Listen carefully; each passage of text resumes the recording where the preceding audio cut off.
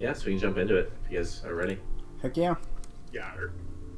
Yar. Alright. Well, where we left off was you guys had just defeated Paradol and several of his cronies in the front gate of Talcratis, managing to prevent the citizens from being hurt. Unfortunately, many of the corpses of the individuals you were fighting dissolved in that acid that had exploded forth from them when they were slain. We did recover a note that described the remnant that Paradol is apparently seeking, named Calathar. And beyond that, the acid had burned away the signature of who wrote the note. And Sarad returned to the people in town to tend to them, pretty heavily wounded, because you are all left at the gate with Davrick Fane still shackled.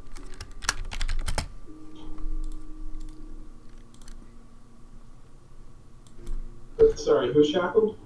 Davrick Fane. He was the dwarven research assistant under duress by Barrick Hammerstone. Oh, okay, yeah. Who, when you guys entered his lair to kill him, Davrick made an escape with his with the other half of the notes. That he had destroyed his half of the notes in the place, but you guys had the other half with you and still do. Okay. So wait, we're up to speed now? This is not... We saw this? This is happening? You're here.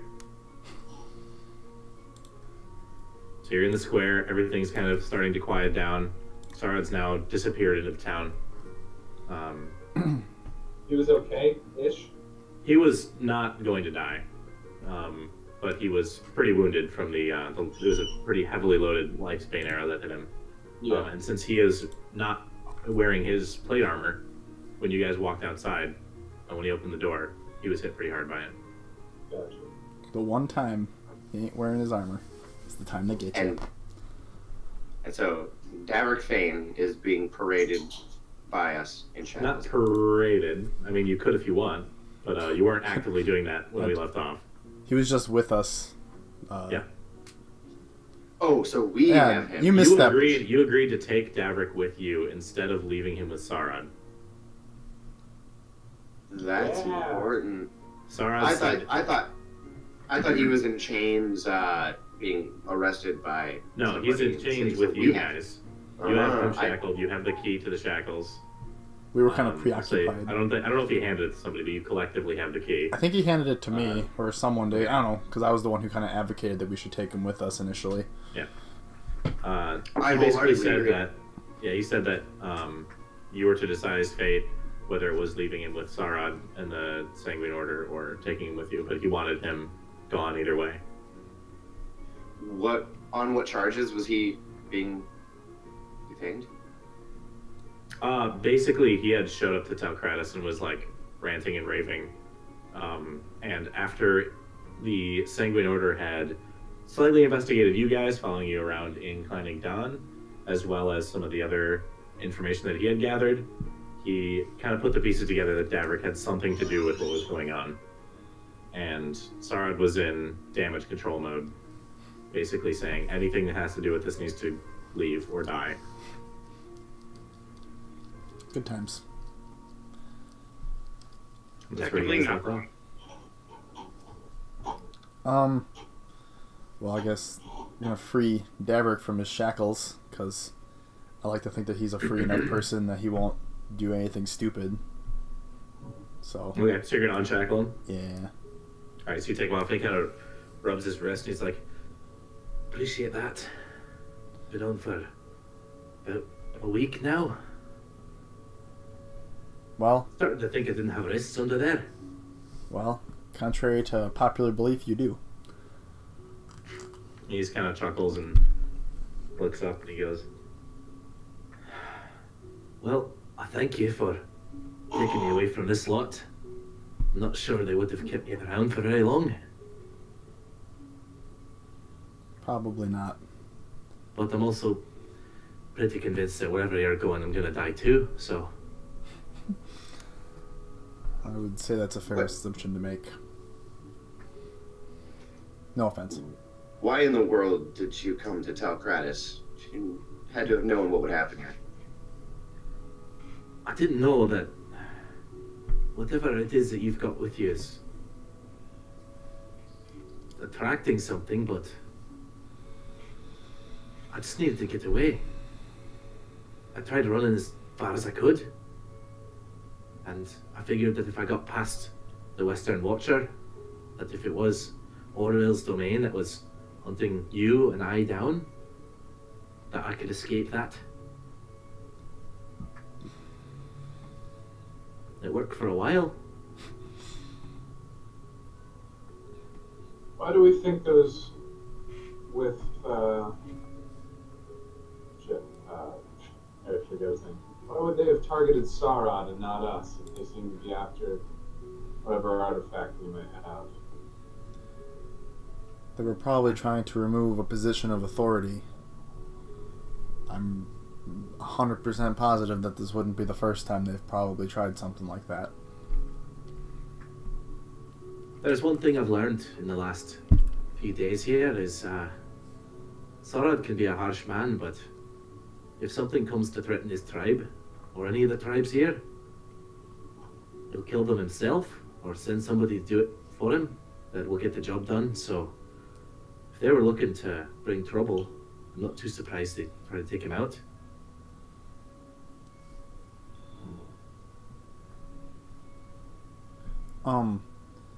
I guess during this time, considering that it hasn't really been all that long since we had our great bout with the Dragonborn, I'm going to look to the raven on my shoulder, and I'm going to say, scout the town, or I guess telepathically, because I can do that. Scout the town, look for any more cloaked figures, and then I'm going to use Minor Illusion to conjure up an image of the Cursed Sigil. And if you find anything like this, come find us. And then send it on its way. Okay, so it stores off into town after you give it this order.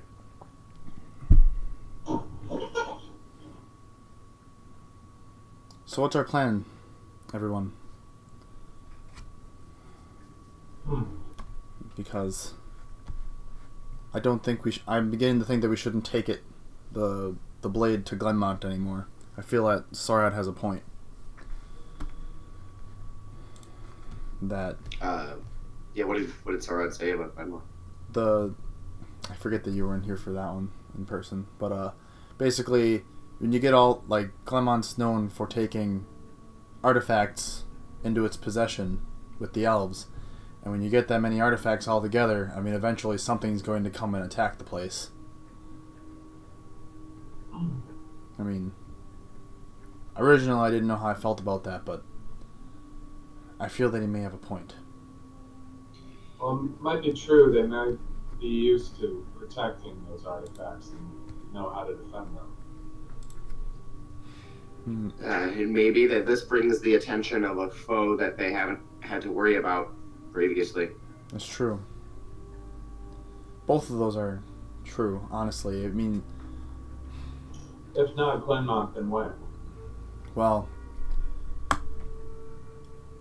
I'm beginning to think that we shouldn't so much store the blade as find a way to destroy it. And we know that black ice is weak to corrosion, and that lifespan's a good corrosive. So, Maliaon's going to walk up to a nearby wall and basically project with Minor Illusion his 4-part plan that he had in the group chat a while back. Oh, I'm just glad you were going to ask the wall its name. No. Jesus. Oh, well, what is your name? I was actually convinced that was about to happen. No. No. Yeah, so you should, if you want people to see it, probably repost it. Oh, okay, yeah. When in the far future of this campaign setting, John, vacuum tubes and projectors are invented, I hope they're called Marleones. Who knows, dude? I plan on using Coloran for several campaigns, so we'll see what happens. basically, I feel that there are 3 main ways that involve the sword that we can go, and one that's kind of foolish but also a possibility. The first one is we still go through and we hand it over and give it to the Elves of Glenmont, or we could go on a nice boat trip to Larand, and I have a safe place there that we could seal it for the time being. Second option is we use it as bait and we just wait for them to come to us. Cough, cough, vacation. Cough, cough. I kid. The third option is we go south to, like, I don't know, like, I think it was called Rogue's Call or something. It was... The 2 places that they said were Cormyr and Rogue's Call. Yeah. If you look at the world map, I don't know if it shows on there. The older one, Rogue's Call is way, way, way far to the south. Right in at the edge of Terradea, whereas Cormyr is in the southern Emir Expanse. And these maps will be out as soon as I finish them. But they should be on the older regional maps that are in resources. Yeah. Those are the accurate locations. So yeah. If we could find ourselves some shady individuals, we might be able to find ourselves a source of lifespan, and we could probably use enough lifespan to either, I don't know, counteract the sword itself, or maybe we could use it to destroy it. And fourth option I thought of was we could find somebody who could replicate the tools of Barrack Hammerstone, because we know that those tools were capable of shattering black ice. So finding someone who could replicate that, I mean, maybe we could just destroy the blade with something like that, but all of these require a lot of time and patience. And as a group, I really don't know which way we'd rather go, or if someone has an even better option.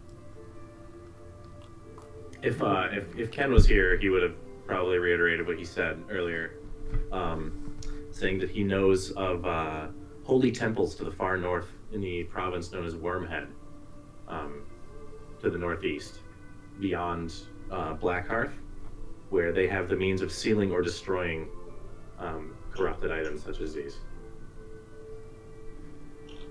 That I'm involves... for destroying the thing, personally. But he's never been there himself. I feel like it's worth a shot. What was it called? Wormhead. And That's the regional. So like if you look at the world map, Yep. Is that like Illyria? it's no. So the new world map. If you go to shit. Here, I'll just link it real quick. In general, I need to put this stuff in resources for you guys.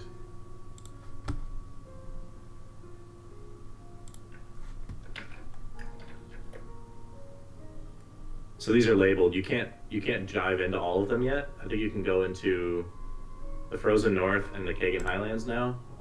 Sweet. But Wormhead is the northeastern region, Oh, this is awesome. where Alrond knows that there are holy temples in the ancient city of Rogvir. That involves us going back north again. If this sword is so powerful, why are we not using it?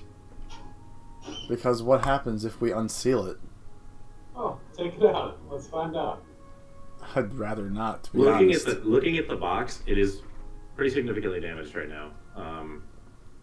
That it's not fully visible, but like a little section of the hilt is visible through the cracks on the outside. Yeah, it's taken some beatings, unfortunately. I mean, obviously we have an item that is dear to some powerful faction. If we destroy this sword, we drag it across all of Kalaran, luring opponents and leaving destruction in our wake. And to what end? If we can take the sword and learn what we can from it, perhaps and use it to lure out this beast and cut off the head. If we take it and destroy the sword, we're just cutting off one hand of what seems to be a many-handed beast. And maybe they'll just make another one, or another like it. Perhaps the sword is magical. Verna, can you take a look?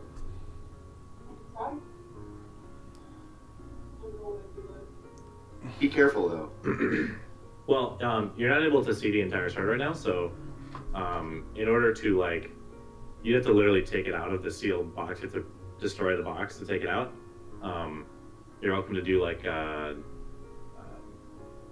anything inspecting the outside, anything you have for that. But over the last couple days, I think you've cast like detect magic a few times, and every time you've seen it, the more damage has been done to the box, more of that like necromantic energy kind of leaches out of it.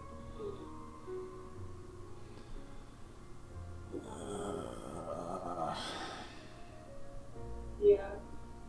I feel like I can do that for now. I did identify if I have to touch it. Sorry, I couldn't hear you. What? If I did identify or anything like that, I'd have to touch it, which I don't think is a... Right, and you wouldn't be able to get it right now. You can like just barely see like a section of the hilt. It's like this dark leather kind of wrapped. Unless I have some sort of knowledge of it, but I don't know if I would. So, you could go ahead and roll a history check if you want.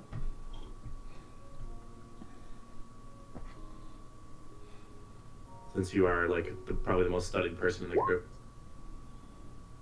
Yeah, this item specifically you haven't heard of before. Calathar or Remnant. we need to find... Okay. I feel that maybe we need to find more information about it before we make a decision to destroy it. I would like to see it gone. But right now we're kind of just walking around with something with a name, and obviously it's desired by people, but we have no idea what it actually is. Don't mistake me. I certainly think in the end we should see this thing destroyed, but while we have it, why not use it? If it can be used to draw out the real source of this evil, and are they evil? We don't know what their actual intentions are, but everything they've done up to this point hasn't been good.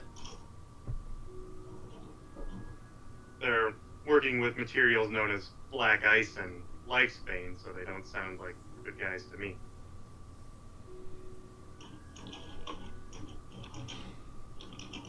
Well, I guess what we probably should find is, I think it's called a library, a place that has vast amounts of knowledge that we could maybe figure something out about this. Out of curiosity though, because we have the book from, what's her name again? I gotta look it up. We have Marina's journal. Can I just, now that we have a name for this thing, can I like kind of just browse through the journal, I guess, looking for the name Calathar or Remnant? Sure. Yeah, you can take some time to do that. All I'd say make a investigation check just to like you'll obviously be able to find all the words in the book, but like to be able to piece them together if there's anything cryptic. So that's gonna take you some time to do. All While right. he's doing that, should maybe we rest for the night? We just got done with a pretty intense fight. Are we welcome to stay? And is it actually nighttime? What time was it? It would not be nighttime. No. No. It'd be like the afternoon, I believe. I have gotten the impression that we were not so welcome in Telgratis anymore. Maybe we should... Is there a stop on the way out of here that maybe we travel just a short distance just to get out of the city? Yeah, that might be a good idea. Especially with, But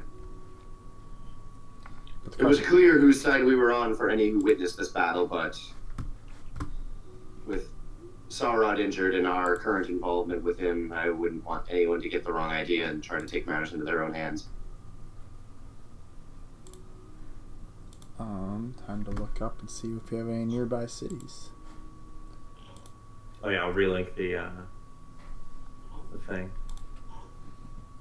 Wait, where's it? Open map. There we go. For those of you that weren't here, in general is the preliminary pin map for Kagan Highlands. Oh, nice. At least has the names of all the places. You can't drill down into them yet, though.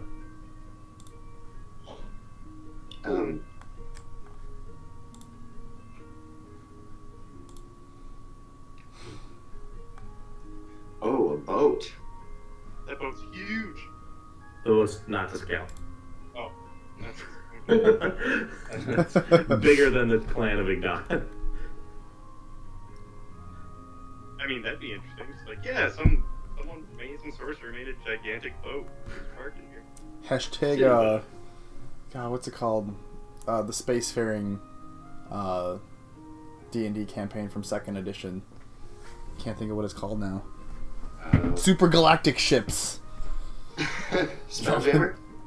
Yeah, Spelljammer.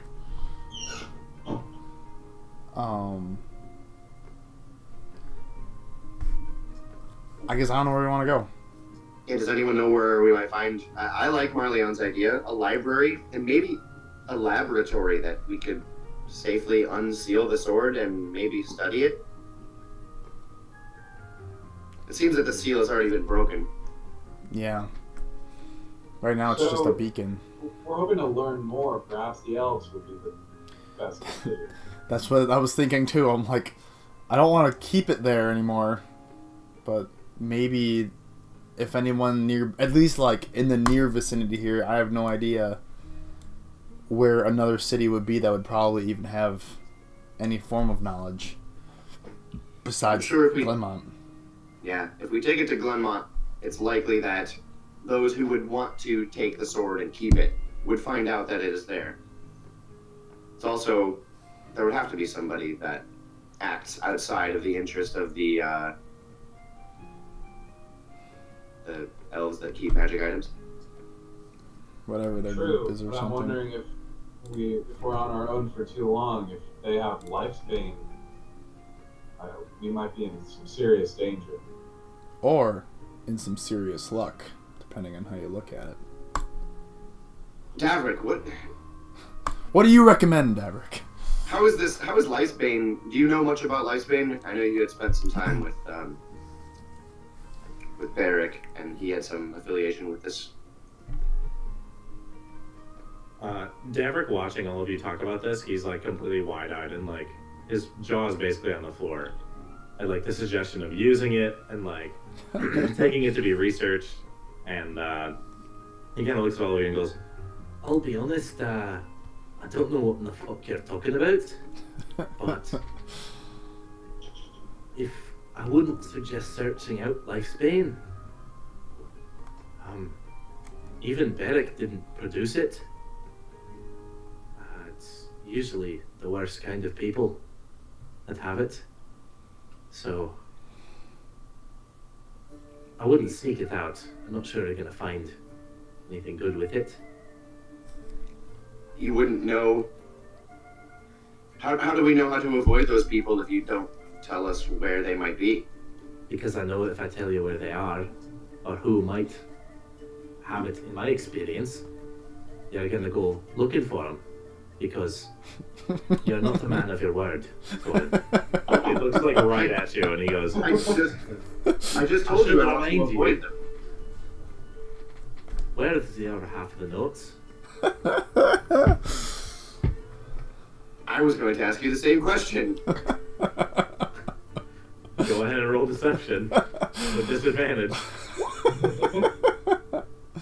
He just maintains eye contact with you. Oh, 10 out of 10. Oh, no.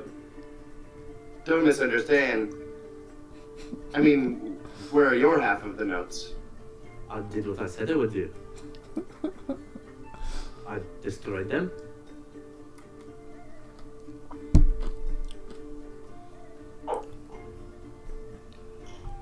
I'll give that an insight check. Yeah, go for it. There it is. Out of character, had I finished transcribing them yet? Given the amount of the time you've been walking, like transcribing them, just like copying them. Yeah. Yeah, I would say probably. Okay, so Just as soon as I straight would have, copying them. yeah, like just word for word, like not, I didn't spend any of my time studying them. I had just word for word copied them. Okay. And so at that point, I would have destroyed them. As soon as I like had them copied, I would have got rid of them. Oh, okay. 16 insight. He doesn't seem to be lying in any way. There's nothing giving off an impression that he's being deceitful. I mean, maybe I hadn't yet, because we haven't like I think there was some confusion in that I was just like, Right, because I didn't realize that you had kept all of them. So when you were researching, I thought you were just talking about your book. No, yeah, I was So- like, I put them so- in that chest, and I had been like just copying them. Yeah, so if you would have been able to copy them by now. Yeah, but because it's been like 2 weeks. Yeah, and Soren doesn't do much else. He sit and look at his books, and just been copying. So I probably still have them. But you specifically told him I think when you were doing the sit down with Sarah, is that you did not destroy them, and so that's why he's so mad at you. Oh, how did you destroy them? We were on our way to, until today, we were on our way to Glenmont to take both the sword and the notes. Well, I destroyed them when you were going down into the holes after Barrack. You all left me in that room. The room in the furnace with the fire that I had going. Watched them all turn to ash and ran down the mountainside, nearly froze to death. And what was the arrangement that we had in that room when we were on our way to Eric? I think it was you were going to give us 24 hours. Yeah, well, I think about it. So you rail at me about honesty when you broke your word to us nearly immediately. It couldn't He have kind been of worse. looks at the ground and sighs and goes, "You have a fair point, but my failure to keep my word resulted in me being a coward, which I've come to terms with quite some time now. Yours, but myself and possibly your friends with you, your lives in danger, not to mention who else. So, sure, suppose I was in the wrong, but don't try and compare us." How could I have put? It's just some paper. How could it have put anyone in danger? That's what I thought too, when Beric demanded that I help him. He was desperate. Helped him at first, and I figured what harm could come from, if you're exploring and seeking knowledge. Surely, if you find something bad, you handle it, and if it's good, you spread it, but once it's out there, you don't have control of it anymore. It's not yours. And Beric had control of mine. I suppose I should, again, for all your vices, thank you for coming to the mountain that day. I'm not sure I would have made it another week. I'm still glad, in the long run, that you wound up there.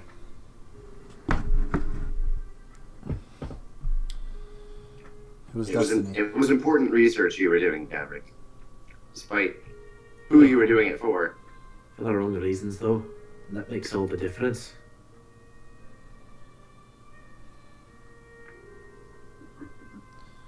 But anyhow, if you're looking for life's bane, sorry, I can't help you with it.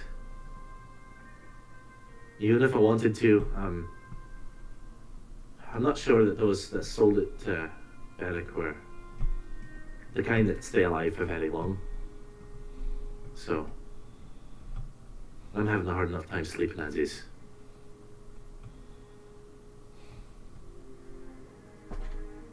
Yeah. Well, and Soren's gonna start rummaging through his pack. I think I had it in it was in a little foot locker. Yeah, it was like a tiny little chest. If they are as dangerous as you say, then here, I'll gather them out of their little chest and hand them to Eric. Or to Maverick. You hand him out and he takes them in his hands. He opens the chest gingerly and sees all these kind of ruffled, crinkled notes. Some of them, a couple of them singed from when he was just throwing things in the fire in the room.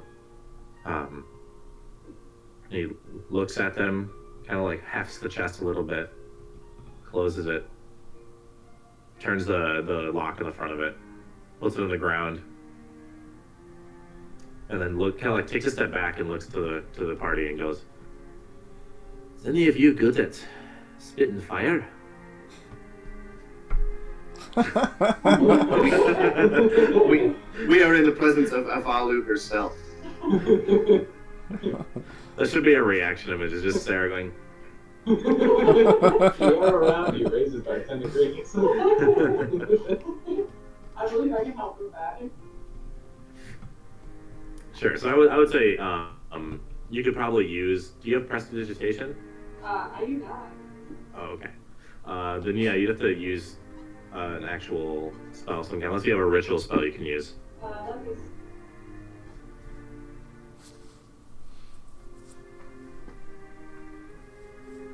That's fine. Like I said. What are you gonna use? I mean, how big of a fire are we talking? Enough to burn this in the chest. I don't think there should be anything left. Okay, I'll just do burning hands then. Okay. So he kind of like seeing you prepare the spell, he like gets behind you guys as there's just this massive cone flash of fire across the battlefield that's left in front of you, kind of evaporating some of the melted black ice that's on the ground, or some of the melted ice, and what's left is this completely charred chest, kind of broken in half and cracked in several places, and the papers that are inside are completely ash white, beginning to turn to dust and blow away in the wind. You see Everett kind of. You feel better. So weight's been lifted. So, Davrick, what do you intend to do? I know we agreed to take you into our care. Do you wish to stay with us? Wish is a strong term, but I'm not sure I'm one to survive on my own, at least here or anywhere in the north. So it depends where you're headed. If you're looking to go to the Emir or to Blackhearth, I'd join you for that journey. I'm at least confident that you're not going to try and kill me. It might get me killed, but it's going to happen anyway. How are you in a fight? Not the greatest, but I can aid you in some way if there are you that need magical components, or got a few tricks up my sleeve arcane-wise, but nothing special. Alright. Well then, in the meantime, yeah, where do we think we're heading, folks? Arcane. Do you have any notation of that magic? Perhaps a book of spells?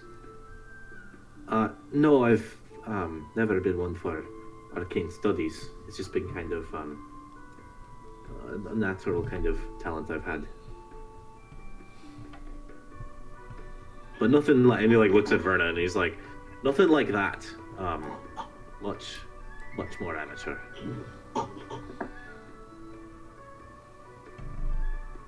The scholar first. So, where do we want to go, everyone? We have several options presented to us, and I don't really have a preference as to which way we go, because they'll all lead to the same conclusion, hopefully. I am leaning towards Glenmont, personally. I don't think that we should give them the sword to keep.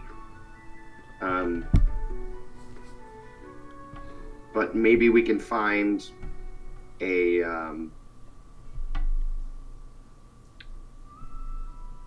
someone who is knowledgeable, who could tell us more about the sword, who doesn't. Is there like a specific group? Do we know who? Is there some organization in Glenmont who holds these relics? As far as you've been told, it's just the Elves of the Isle of Glenmont. The individual that Yovir told you about, his associate down in, I added to the map, which is Port Lagos, makes regular shipping trips down the channel that runs between Glenmont, and is more familiar with the area.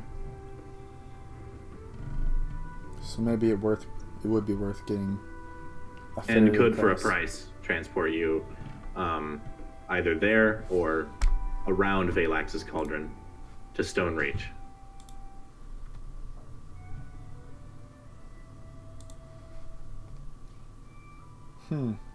If we go to Glenmont, my intention would be to find someone who acts outside of the interest of the elves, who would wish to lock it away.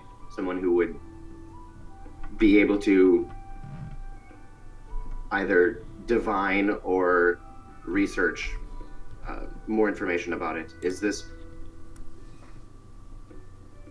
I hold that we can use this to a greater end than merely destroying it. This is just if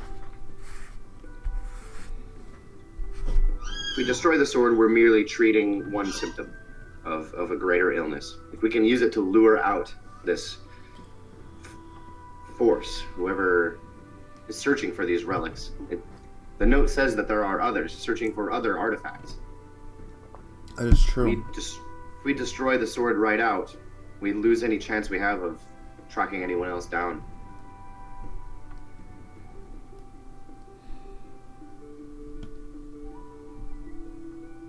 You have a point.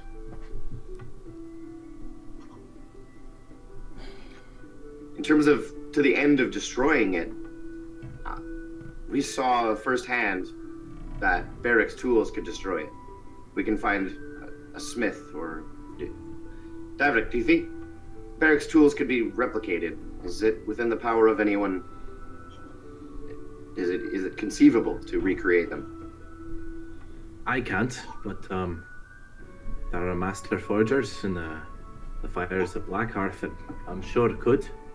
They weren't divinely granted by any means. They were relics from the Hammerstone family for many years, and all of their materials were originally forged in Blackhearth before the colonies were settled out here, so I'm sure it's possible. I'm not sure who it would be, but if there is one, they'll be in Blackhearth.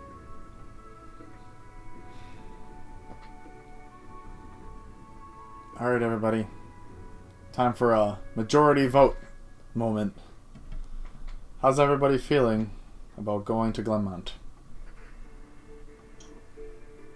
I think if we want to learn more about the swords, that would probably be the best move.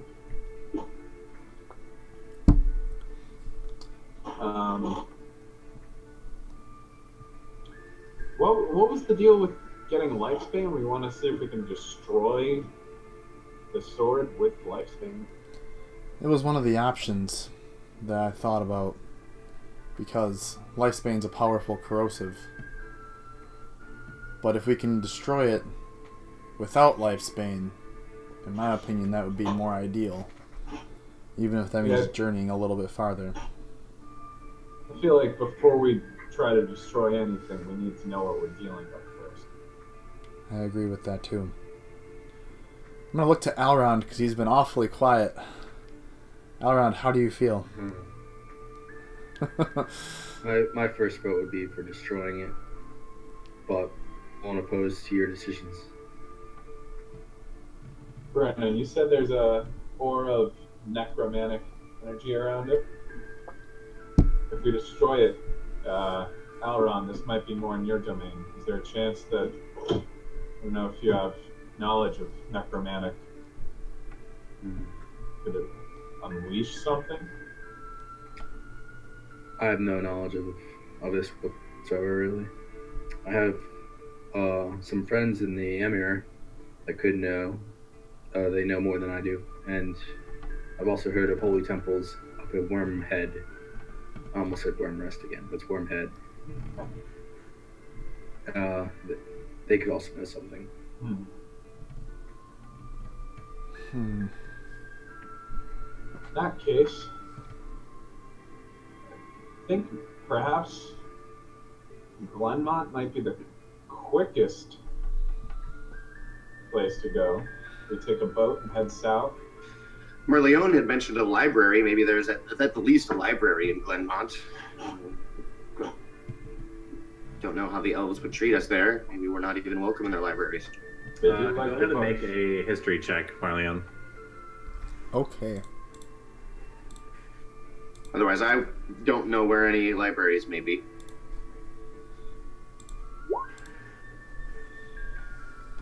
All right. The library specifically that you remember being told about, Marleone, was in Terradea, Terradea. not in Glenmont.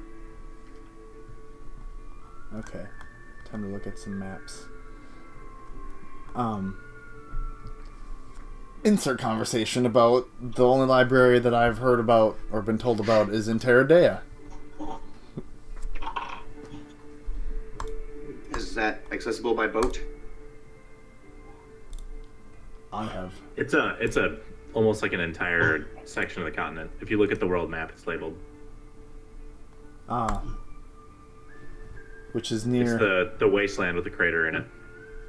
near Valencia and Rogue Call.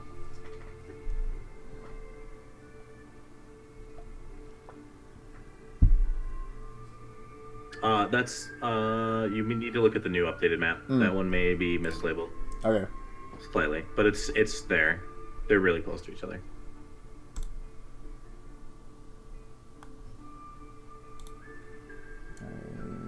I'll have to go on World Anvil because it isn't showing up on here. But then again, I'm not really looking in the right spot, probably.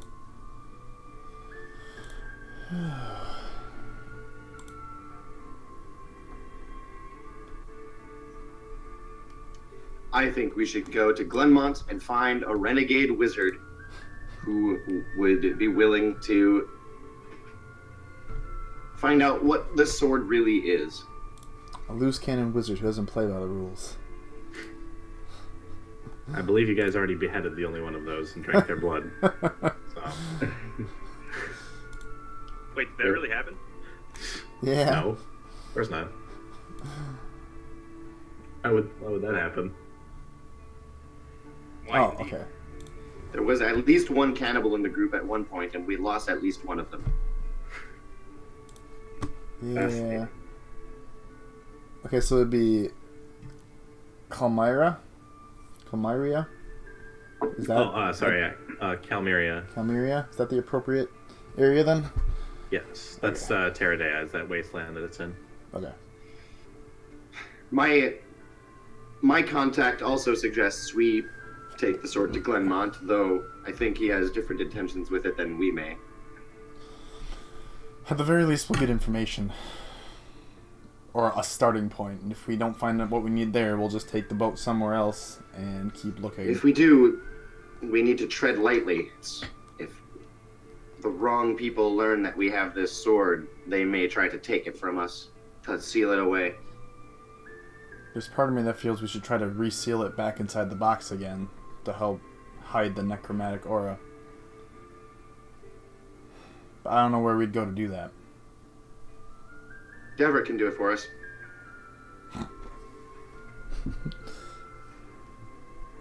What? Can you fix this box? Reseal this up? He looks at the box. And he looks at Auron. And he's like, "I'm not one of them. One of who? I've got a big shiny holy man thing. What do you mean then? I've got no. I'm not that kind of caster. Alright? It's like a parlor trick.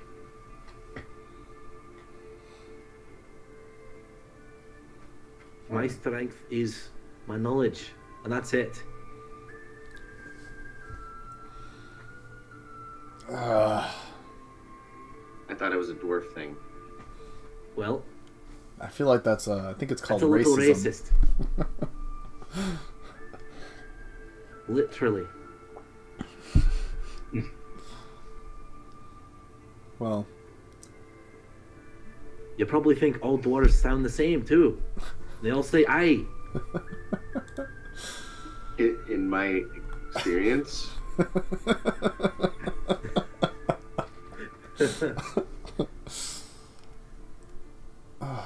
ten out of 10. So are we pretty much on board with going to the pier or wherever it is and hopping on a boat and going to Glenmont? back on a boat. Yeah, it's The wind in your hair, salty spray. the difference is we're not freezing to death this time. That'll be nice. I do look forward to that. All right. I think it's been decided. Does anybody need anything from Talcratis before we head out?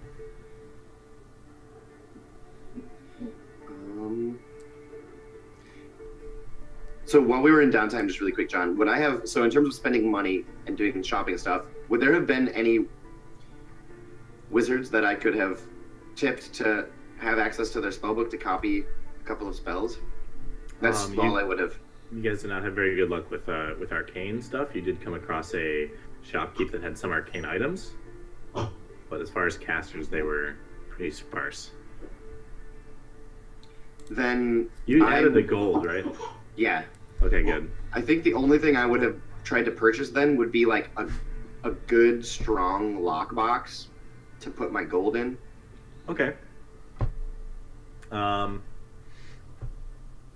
Yeah, like, you talking like solid steel? Or are you talking like iron banded wood? Or are you? Steel would be nice. Like a bandits couldn't just like get into. Okay. Yeah, let me sit on that, but I'd say you'd be able to get it. Yeah, I would cash out for that. Like Yeah. long term investment. I'd be able to store a bunch of gold in it, and it would stay safe. Okay. And then I'll try to like put the key in an extra dimensional space or something. I don't know. We'll see. If that's what you're calling it, sure. No one has ever returned. Also known as a bag of holding. Jesus. Well, if no one needs anything at this moment, then I'm ready to go whenever we are. I'm set.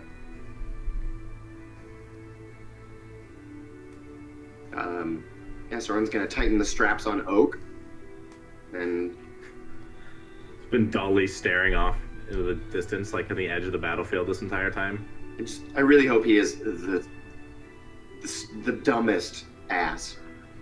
He's a dumbass, yeah. Do we all have horses yet? Maybe I should buy a horse too. No, we're going on a boat. We can take horses on a boat. Right? It's like a car ferry, but with horses. I think you're the only one with a non-magical mount, my friend. Well, you have pig, technically. And Oak has no business being a mount. He has a lot of stuff on his back. He does a fine job of carrying it, but okay. I should probably get. Soren just like looks around. I should probably get a horse. At saying that, Oak looks at you and just goes, makes a guttural noise, sneezes a little bit. Why buy a horse when you can just run really fast? You might outpace a horse at this rate, actually. I actually think I Why? can move at the same movement speed as a horse now, so. And why run when you can fly? Ah, yes, the Rochambeau of travel. The kicker is that horses have style. Fine. Alright, I'm ready to set off whenever we are, so. I think I am too. Okay, so you guys want to head south towards fucking Port Laegas? Yes. Is that where you're heading? Sounds right. Yeah. All right. You want to stick to the road, or do you want to? What are you doing? Well, I Like, guess. so these world maps, I should lay out. Like, you don't. These paths are just like paved roads. This is a real world. You can go through places that don't have roads. In fact, there are many places that you will probably have to eventually go through that don't have roads. Are there places where there are roads that wouldn't be marked, like smaller, like horse trails and stuff? That, Yeah, some of them. These are like the major thoroughfares between areas. Now, Yeah. not all of them are gonna be major thoroughfares, but like for a region, like the 10 Towns roads, those fucking ice over in the winter and are barely visible. But like they're the biggest roads in 10 Towns. So these are not paved like concrete roads. These are mostly paths, right? Like worn dirt paths. But they're visible enough that you know that they're like the most traveled route. There's nothing stopping you from just like walking from Talcratis to Clan Morgus to the north. and staying off the road if you wanted to. I'm just throwing that out there. So when you guys are making plans for travel, you don't have to like just stick to a path. John, before I forget, did I ever find anything inside the book with that 18 investigation? Inside the book, which, Marina. Marina's journal. Journal. Basically, there's a lot of references to an entire like plethora of unknown relics that nobody seems to be able to identify. That there are like she describes it as ways like there are boundless worlds of relics that nobody has touched yet, and there's no reference to the name Kelithar or Hand of the Frozen or Remnant, but that you get the feeling from this book is she's an amateur like treasure hunter kind of person, basically saying that those relics that we do know of seem to be in the minority of what's really out there. Okay, so it's like nothing hard. It's like the intro to like a documentary, pretty much. Kind of, yeah. Like she's just starting to get into this, like is able to like build some knowledge on it, but not a super studied person by any means. Okay. As we leave town, I'm gonna call for my bird to return to me. Hopefully. Okay. It returns and it does not seem to have seen any other cloaked figures in town or any of the symbols of the sigil. Okay, perfect. So you guys want to take the path south? Yeah, I think so. Yeah. I don't see a reason not to. Soren prefers to stick to the road, and will voice that opinion. Sure. So, yeah, you guys kind of gather your things. The Dean's been replaced by a dog. The carnage that was kind of at the front gate has begun to almost like seep away as that ice turned to water and kind of like immediately started to absorb into the ground, in a much like a very natural way. You kind of make your way out of the gate, looking behind you, seeing the people of Talcratis kind of gathering around and making sure that everybody was okay. As you set out south on the road towards Fort Laegas, is there a marching order you guys would like? It's a relatively open path compared to the one going north. You don't see a lot of forest or trees or anything in your path down there. I guess I'll lead. I'll try to stick in the middle. I will take the bag if need be. Okay, so Marleone and Hixus, go for those perception checks.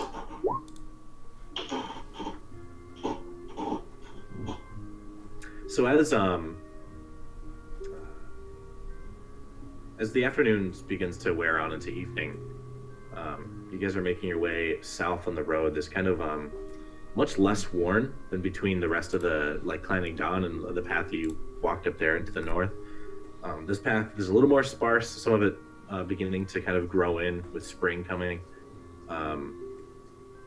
And you walk for about 3 or 4 hours as the sun begins to set to the west.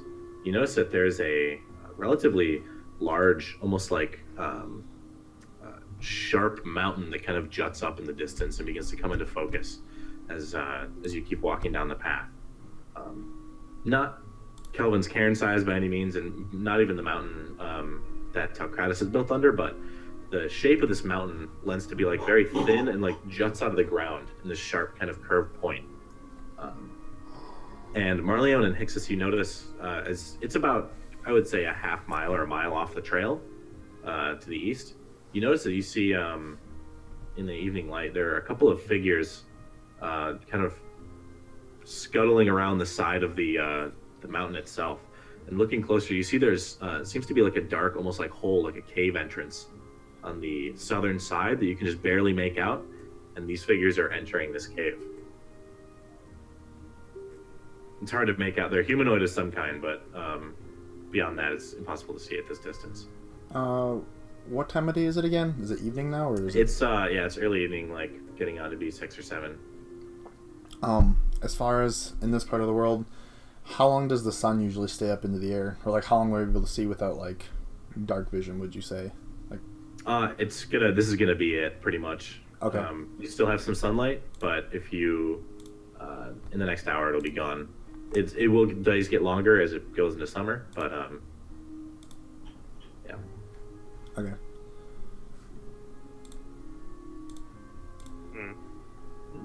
Might want to pay extra attention on watch tonight, gang. Yeah, I some agree. shady individuals. You just want to keep continuing south? Would we know anything about this mountain as we pass it by, like from hearsay or background? I'd say one of you could make a history check, but none of you have spent extended time here and have background knowledge on it. I could try it, but it's not really my forte. Doesn't involve strength at all. Yeah, you can go for it. That's actually not bad. Nothing in extreme detail, but you've heard in passing through some of your travels through the taverns in Telkratis that some of the guards in town talking about the Great Tusk to the south as being spoken with a tone of kind of interest and almost like jealousy of the Tusk itself, and saying things like, you know, I heard that he went down to the Tusk last week. Lucky bastard. That kind of thing. Beyond that, its significance was not really spoken about around you. Fair enough. But it's not necessarily a bad place. It wasn't spoken with any kind of like negative light. It was just kind of like it was kind of hush hush, but at the same time, people were just like, "Can't believe you got to go there." Interesting. But yeah, I would vote to continue the road, unless someone wants to check out the Tusk.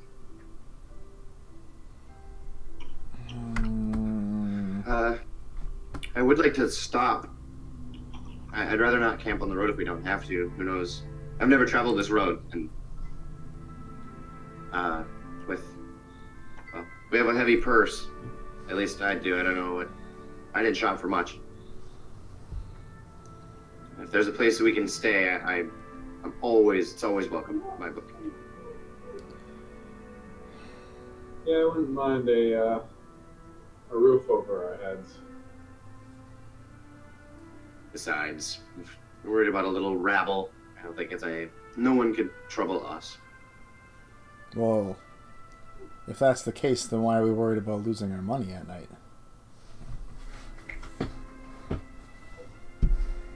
Seems a little contradictory there, Soren. Oh. My money? Well, you mentioned that you carry a heavy purse right now and would rather not camp. Yeah, I'd like to put that money to some use. If I can spend some money, stay at a fine establishment, have a comfortable night. Buy us all around. I'd be happy to. All right. I guess We could all use a drink. Which reminds me, we never got our free drinks from Riley. But that's okay. Yeah, I guess if we want to keep going, why don't we? I mean, it can't be that much farther. Not knowing how far it is. 3 days later. So what are you guys doing? We're gonna keep going. Sounds like I'm vetoed. Just continuing on the path? Yeah. I Yeah. guess so, yeah. Alright. So yeah, at this point the sun sets as you continue to make your way south. You see the kind of slightly rolling plateau hills of the highlands continue out in front of you, but begin to kind of shorten towards you and become closer as you realize that beyond you is the open ocean.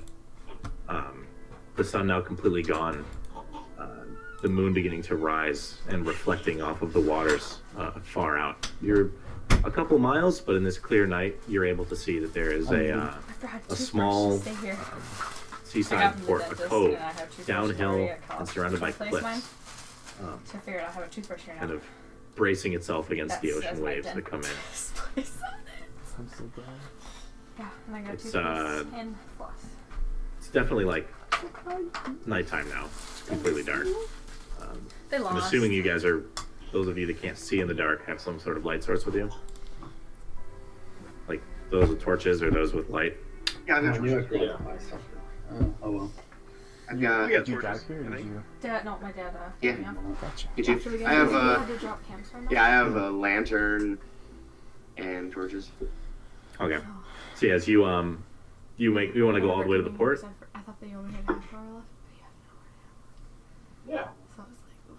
Okay. I should not have. So you guys make your way kind of to as the cliffs begin to spread to the side, and you make your way I want to turn on this slope downhill Do towards you want to break your the cove itself. I'm gonna turn into like all The cliffs begin to like rise to the sides of you, and you feel that cool ocean air begin to blow up, and it's actually incredibly cold for like kind of reminds some of you of being in the frozen north. That kind of like very cool wind that hasn't been warmed by summer yet, kicking some mist up. The salty air kind of begins to fill your lungs as you're about halfway down the slope. You do see lights, several torch lights, and 2 sets of lanterns on the path in front of you with some figures carrying them, walking up the path towards you. But there are like 3 or 4 other torch lights down in the port itself. You can fix it. The lanterns are carried by 2 individuals. You see they're holding them at head height. 2 orcish individuals, one male, one female, walk up the path towards you guys, and probably about 100 feet away, and they kind of put a hand up to you and like wave, like just one solid wave to you as they continue walking towards you. Just stay muted until they try to talk to you. It is now nighttime, right? Or Yeah. Just stay muted until they try to talk to you. What's the name of this place we're heading More towards? until I want to talk. Port Legas. Okay. Then we can talk. It's true. Does the night treat you well? Because I miss you. As they get closer, one of them goes, Nice. Tomorrow. "Well enough. Going to pass. No, What brings you down here at this hour?" I'm pretty sure. We've just come from Telkratis, Oh, this is broken. What, this shirt's broken? heading to the port. We're I'm not saying it's better seeking than what we're going to get. passage by sea. Do you have a shipper or a hauler that you've been given a name of? We were, right? Yeah, it was on the little Their name slip is, we got. I believe, is pronounced Fan Yu. And he kind of looks at you in curiosity and goes, "Oh, Fawn, you personally, of course, please come with." And he kind of, they both beckon you to come down the hill with them. Like hurriedly walking down the hill ahead of you. They lead you into the port, and there are these like freestanding kind of tent structures. Think of like a modern party tent, but they're all canvas, and they all only have 1 or 2 canvas walls on them, facing the ocean and then like facing the cliffside, kind of bracing against the wind and water that comes off the ocean. There are 2 rickety kind of looking docks that extend out from the sands and out into the water, and you see this this relatively large sailed ship, basically a large junk, parked in port, kind of swaying back and forth in the night tide, as the individuals bring you to one of the larger tents in the area that's completely surrounded by it's like an octagonal shaped Did you nod your head yes? blue canvas tent. He opens one of the sides to it and goes, goes, "Fawn Yu's inside. I believe he's going to rest soon, so I'd make it quick."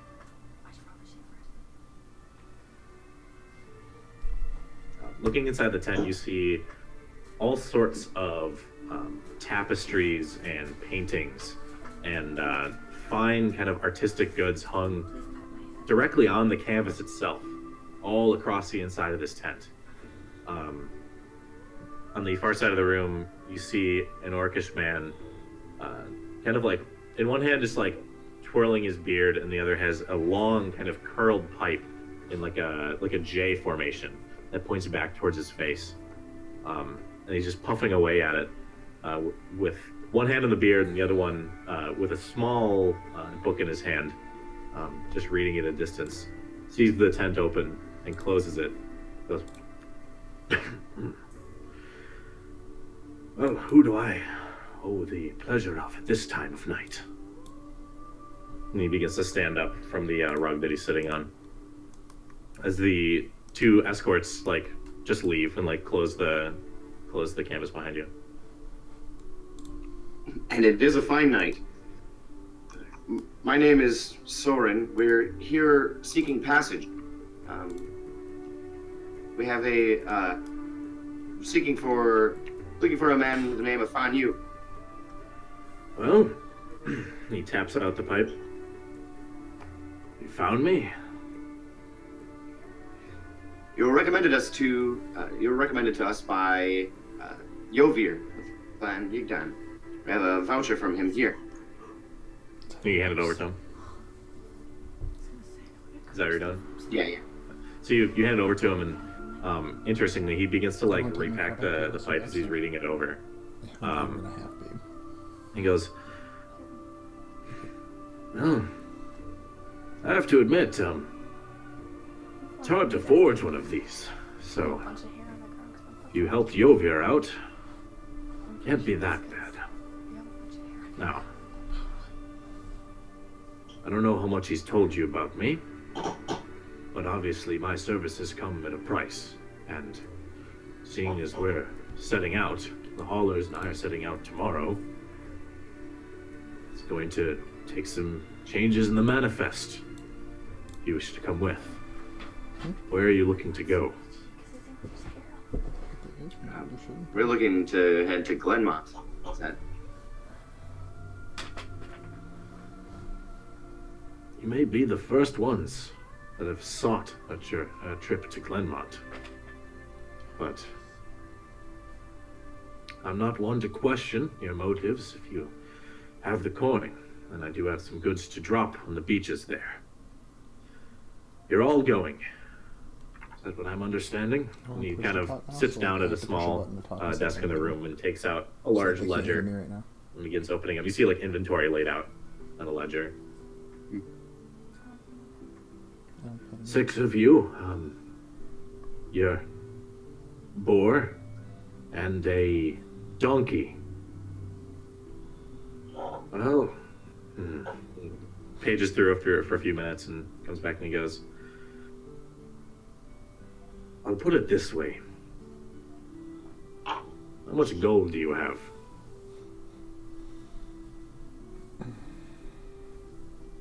Whoops. Because generally when people say that, it means it's going to be more than what we can afford. I want to make sure I'm not wasting your time. I'm a man of business, but proper business requires concise decisions, and it's, as you said, a fine night, but it is getting late.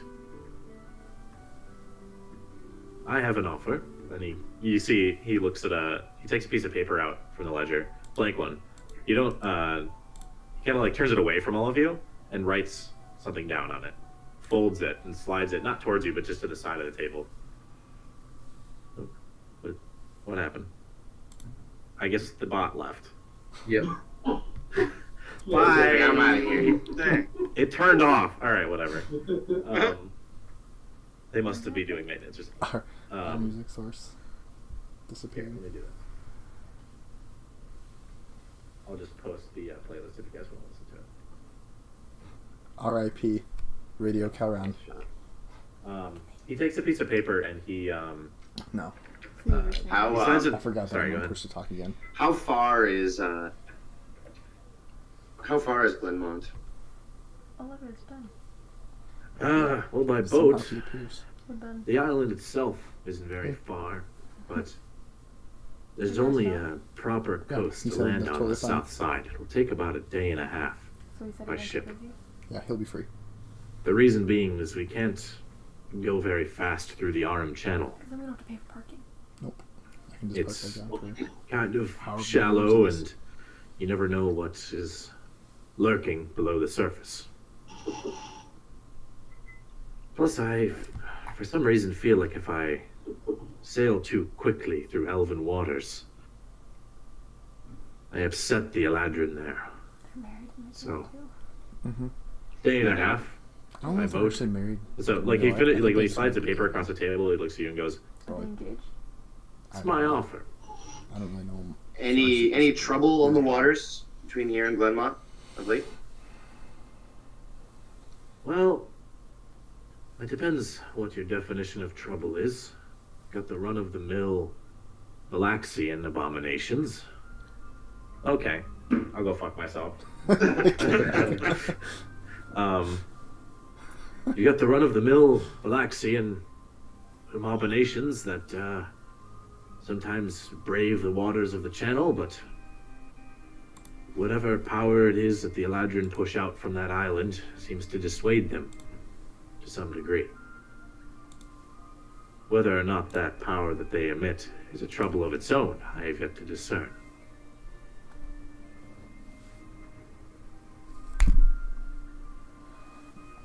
Okay. Right. Am I to understand that you're? It's a fine boat, by the way. But Thank you. I'm recording it, so Served me well for many years, if we and talk really loud. hopefully more to I'm come. talking really loud, so I don't know You're recording it? I'm recording this. Well, just kind of like talking. I want to take his I'm offer? just recording the stream. Yeah, looking at it, you open it up, and it says Computer. 110 each Like, gold pieces. yeah, I have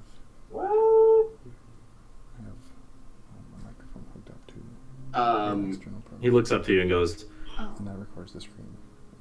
I run a service, and I have crew to support with that service.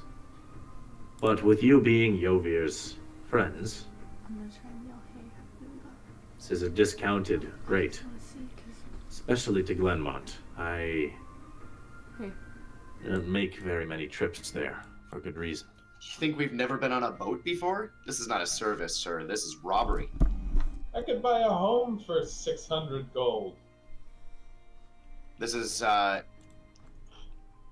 saw a passage from Valencia to the north for 20 gold pieces, 2,000 miles by sea for 20 gold pieces, and you want to charge us 100 apiece? I could build a boat for this. You want to build a boat for that, sure. You can't build a boat that will survive the Aram Channel and get you to Glenmont in one piece. You are on your way to Glenmont already, and we are. And he gestures to Alrond and Hixus. Well armed and capable. You're paying your crew hands, no doubt, to ferry you on your way. If we would be any trouble, and in terms of maneuvering your goods on your ship, we could be of assistance. If you need help unloading, we could be of assistance. We'll be no trouble, and we'll be out of your hair in 2 days' time. If anything, we will make your passage easier. Go ahead and roll persuasion. Can I assist? If you want to say something. Um, Before he rolls, don't roll yet. Oh, it was Too late. Sure. You don't even need it. Alright. Do this real quick.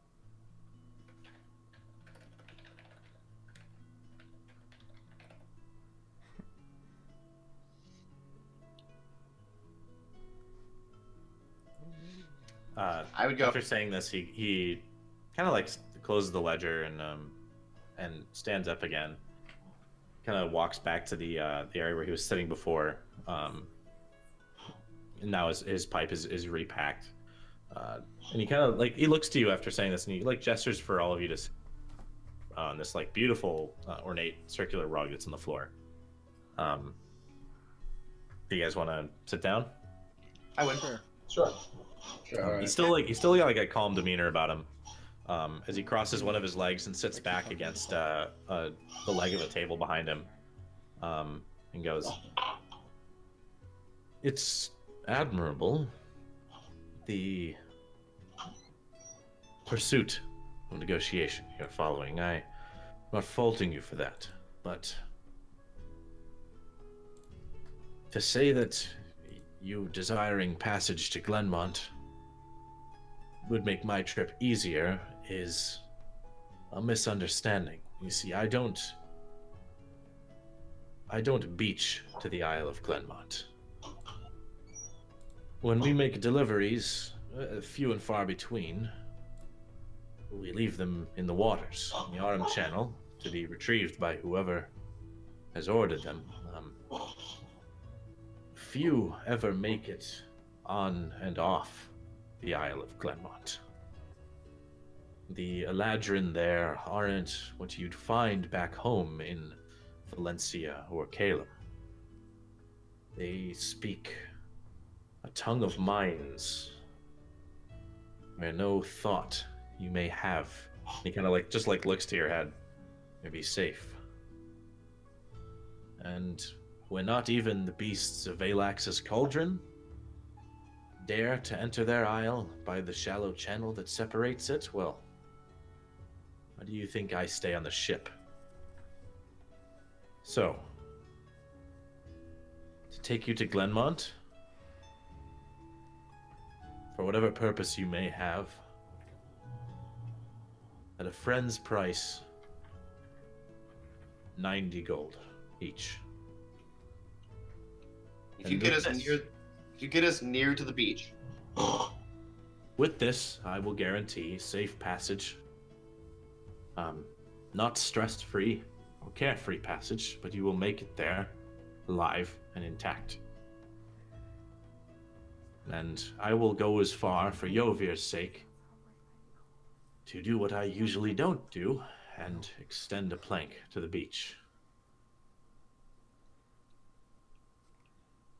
That's all I can do, I'm afraid. And sure, you could, like you said, buy a home, or build a ship, or travel thousands of miles, but those thousands of miles by sea, this is not the trip you are seeking to take. The trip you seek is a different one.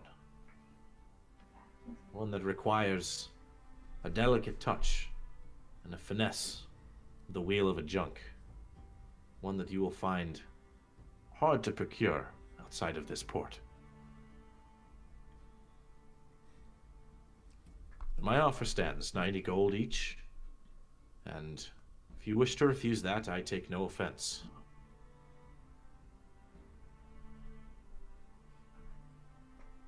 I do have a business to run. And he kind of sits back.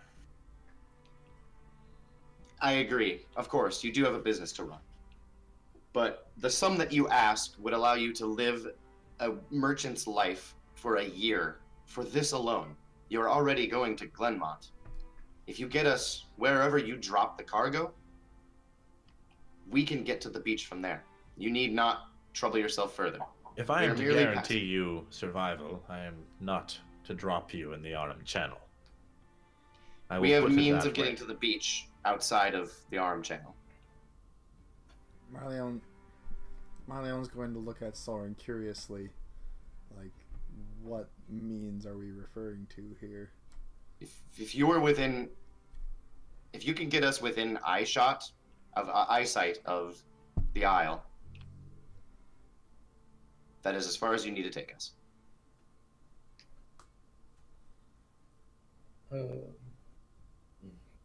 Armor and swimming don't quite mix too well. Oh, we're not swimming. We're gonna fly. Oh, I'll do that. Soren, go ahead and roll a insight check. As Fanyu just continues to sit against the back of the table and just kind of puffs away. As you talk about flying, you see the look of kind of like foolish concern kind of turns to like a serious one, and goes, "That I would not recommend. The Aram Channel is victim to the eminence, whatever magics come from the Isle of Glenmont. And you would not be the first person of the arcane to try and make this channel himself. Basically. Sorry. Magic is kind of diluted here. I would just say it would be a foolish idea.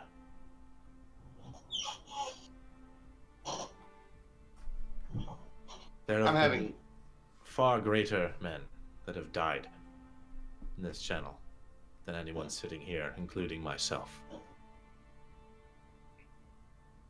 You need a ship.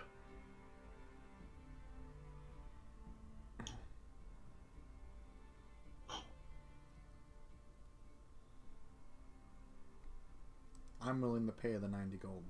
I'm not. You're seeing. This is preposterous. Perhaps you have Far too something. Perhaps if you are worried about the gold, you have something that may be of value to me and my haulers in exchange. Not labor, working your wage. I do not imagine you intend to stick around with me after your friends leave you on the beach. Or leave for the beach, I should say. But something in your possession, access to something, or a line of trade. These things have value to me, and if you have access to them, perhaps we can work something out.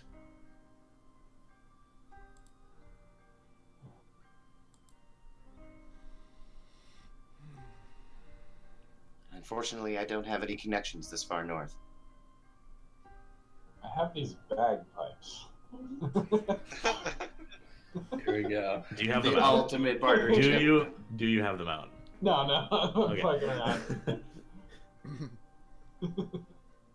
Ah, You say this far north.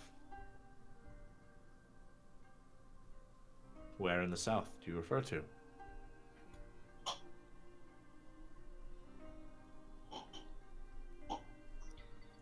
I spent some time in Valencia, but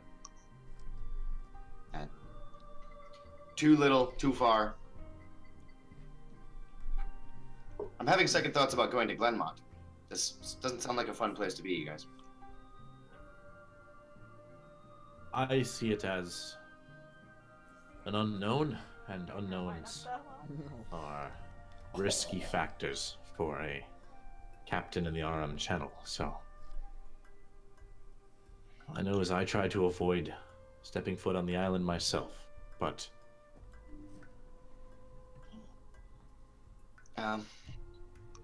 if you have a reason to go there, I imagine it's good.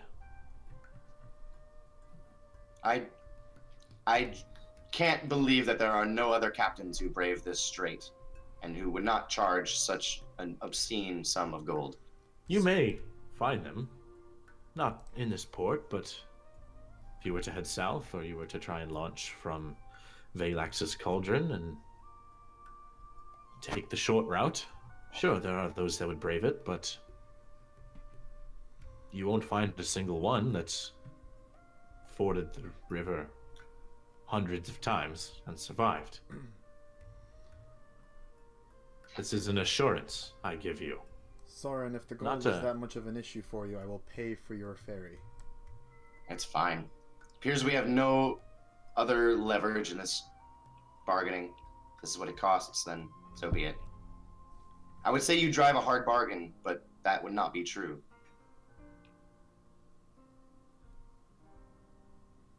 As he takes one long drag in the pipe and then takes it out and lays it on the ground next to him, holds it for a moment, and then just exhales and looks at Marleone.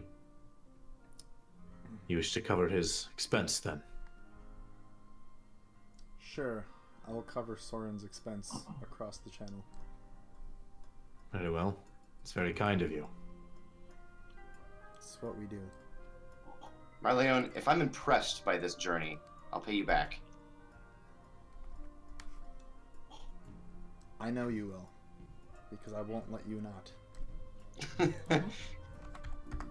Well, the rest of you? Hey, here you go. Yep. You guys all agreeing? Yeah. The only Well, one. we knew it was going to be a bad idea to begin with, and bad ideas are usually expensive. But sometimes the payout is worth the expense.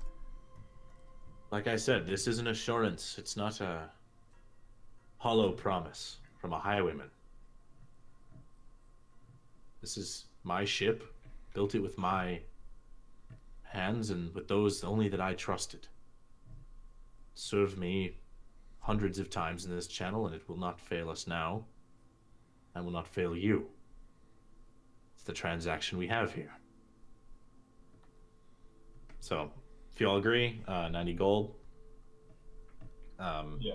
So you lay it out. He counts it into the ledger and places it in a like a heavy steel lockbox at the far end of the room. He comes back and goes, I look forward to this trip as much as it's not one I usually wish to make. You're an interesting lot, and I appreciate that. With your trip tomorrow, you are welcome to stay in any of the open tents here. Included, free of charge, of course. And we set out at daybreak, if that's okay with you. I agree. Well, better get my rest for the journey tomorrow as well. Good night to all of you. Good night. To Soren, he extends one arm out to the side and bows down to him for a moment. You would recognize this as customary in Valencia. I would return it. And as you do, So- he kind of... Yep. Just formality. Yeah. Still, just As you do, he smiles a little bit, and one of the escorts opens the canvas door behind all of you. As you walk out to the cove, that cool ocean air blowing once more, they show you two sets of large octagonal open wall tents that you're able to set up camp within if you wish. And they provide whatever food you need for the night, so you don't have to use rations or anything. Sounds good. Two of them are posted at the entrance to the cove by the incline, and are on guard for the night.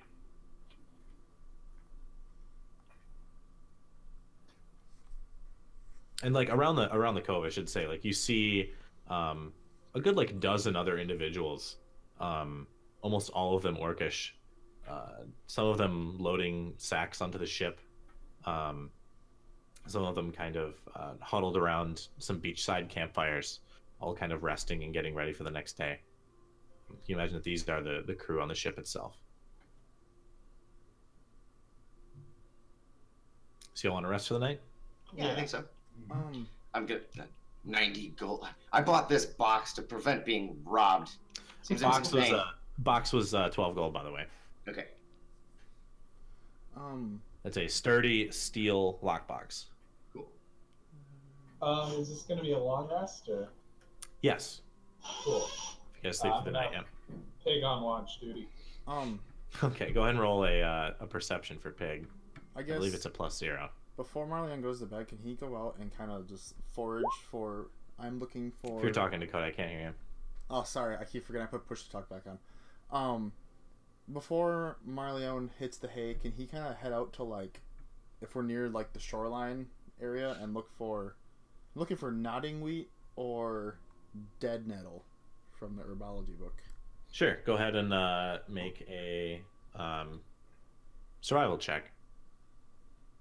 And then I would add could I add my herbalism kit proficiency Push to with that talk. too? Could I add my herbalism kit proficiency with that too? Yeah.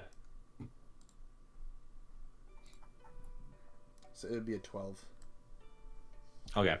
Yeah, you spend some time looking around the beaches and the cliffside kind of shoal, and to the northern end of the cove, as it begins to like shallow off and just become sheer cliff to the side, you notice the familiar kind of like jagged stalks of nodding wheat kind of like blowing against the breeze a little bit, and you'd be able to get like a fourth of a bushel.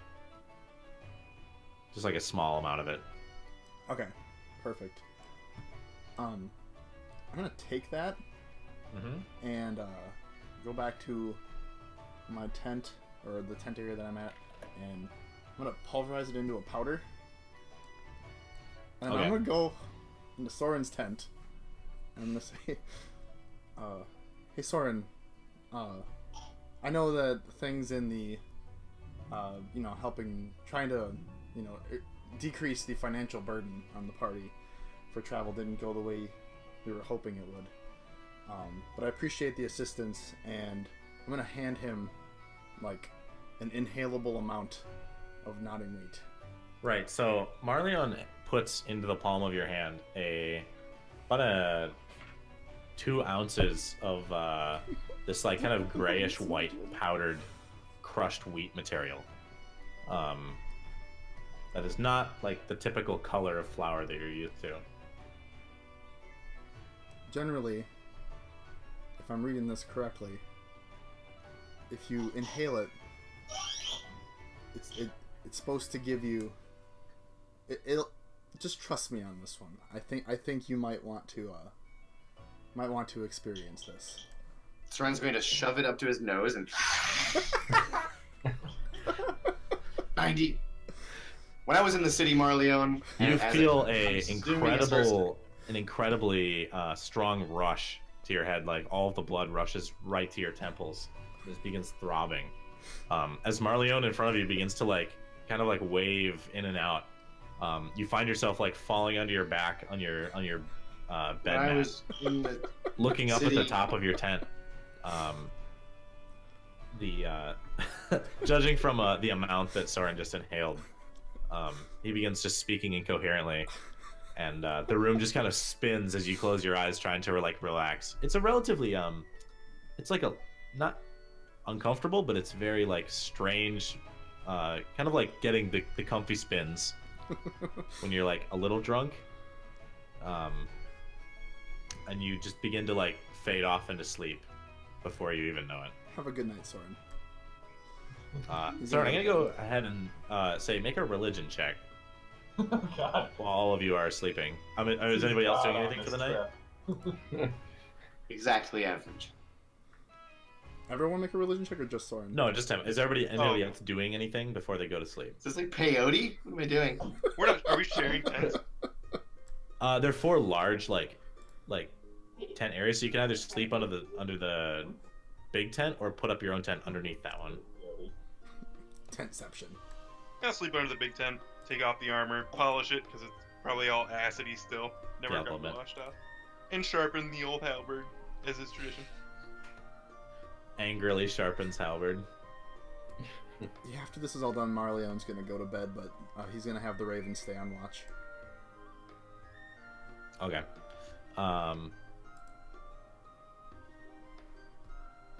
Yeah, so the rest of you are sleeping for the night. Soren, as you drift off into sleep, you are assaulted by images of this really strange kind of this gray-skinned humanoid with a kind of like a rippling spine that comes up the back, kind of curls over like a hunchback, not wearing any clothes of any kind and facing away from you, kind of in this huddled position. It's just pure blackness in all directions as you kind of sit up from the ground. You still hear the waves crashing on the shore of the cove, but you look around and you see no ocean, you see no boats, and you see none of your compatriots around you. Just this strange humanoid hunchback individual in front of you. You feel yourself begin to kind of be drawn to them and take steps forward. As you do, you notice that they are incredibly large. They are becoming larger and larger as the sight in front of you. Thought that they were close to you and relatively normal size, but it turns out that if you walk for what seems like an eternity, this is somebody that is 10, 15 stories tall. It's a massive individual just facing away from you. You can't see their face, you can't see their head or their hands.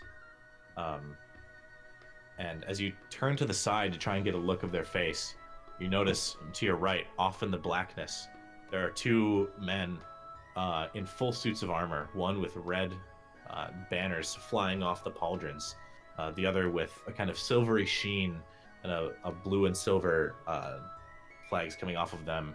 They are locked in perpetual combat. One with a massive spear, a double-ended spear that's holding in place. The red-caped one holding in place his opponent, who has two long swords. They're both crossed across, holding the spear in place. They're struggling against each other with the blades like right at each other's necks. And it's this incredible moment of tension as you see the blue individual, they're both in full plate armor. You can't see their faces. Are they huge as well? Are they like giant? No, they seem to be, they seem farther away, but you're not next to them. It's this really strange perspective that's going on. This incredible moment of tension as they just begin building pressure and pressure against the blades in each other. The one in blue looks to the right and looks up at the giant gray hunched humanoid next to you. Unmoving and unspeaking, the humanoid does not give any signs of response. And in that moment, both of their blades slip. And just for a fraction of a second, you see both blades pierce the other's throat. And you wake up in a sweat in your tent. Everybody else around you is asleep. You have a throbbing headache right now. Ooh, I'm going to wake up just like panting, sweating, like try to get my bearings. No one else is awake. Pig is awake. And the right. Pig sees you wake up and just kind of looks at you with small concerned eyes.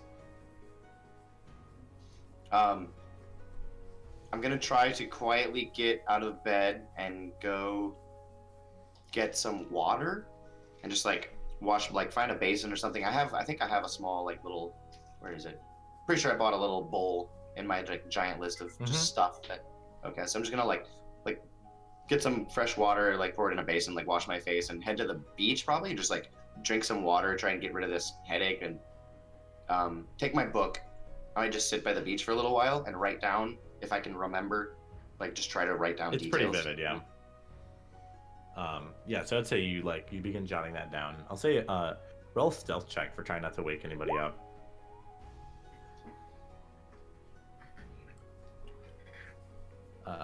Yeah, since somebody else is awake, you seem to be able to make it out without disturbing anyone.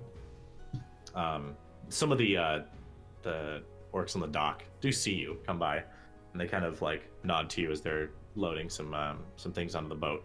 Seems like the night crew. But they don't stop by you or come to talk to you as they're doing so. They're very busy. They do, upon asking, you would be given a small, water skin of water to fill your bowl, since this is seawater in front of you. Yeah. And you just sip on it to alleviate your headache. As you jot down your dreams. Eventually the headache goes away. Then you would be able to return to sleep if you wish. Yeah, I'll just try and shake it off a little bit, write down what I can, and then just get some fresh air and wash myself off and then head back to bed for too long. All right. Everybody gets a long rest for the night. So recover any spells if you want to prepare new ones. Have your hit dice back, and everything else returns to you. You're all awoken by the sun just beginning to peek over the cliffs to the east of the cove. And some of you are awoken by the numerous footfalls of all of the orcs taking the final supplies to the ship that Fanyu is loading up. And you see him standing in the dock, helping people load things on, and then eventually climbing in himself and disappearing into the junk as you all kind of gather yourselves from your tents and pack up your things.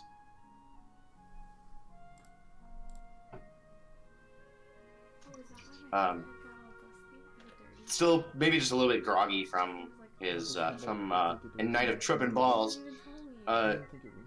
Soren's going to as we're just kind of moving and milling about, going through our day. Marleon, what where'd you get that? I found it on the beach. Wait. Soren just like looks at the sand all everywhere and just like, Sorry, I wasn't specific enough. I found it on the cliffside, and I'm going to point in the direction that I saw it. He kind of points to the northern shoal of the cliffs, where like the beach kind of runs out and just turns to sheer cliff to the ocean. Did you have a good sleep? I did, yeah. I woke up in the middle of the night. Bit of a hangover, I think it's called. It's like when I drank that time when we were in Goodmead. It was Goodmead, right? Yes. But I'm feeling better now. Though, if you can, well. Anyway, I'm gonna fix the strap on the thing now. I have mending again, so I can mend your thing. Oh, wonderful. I greatly appreciate that.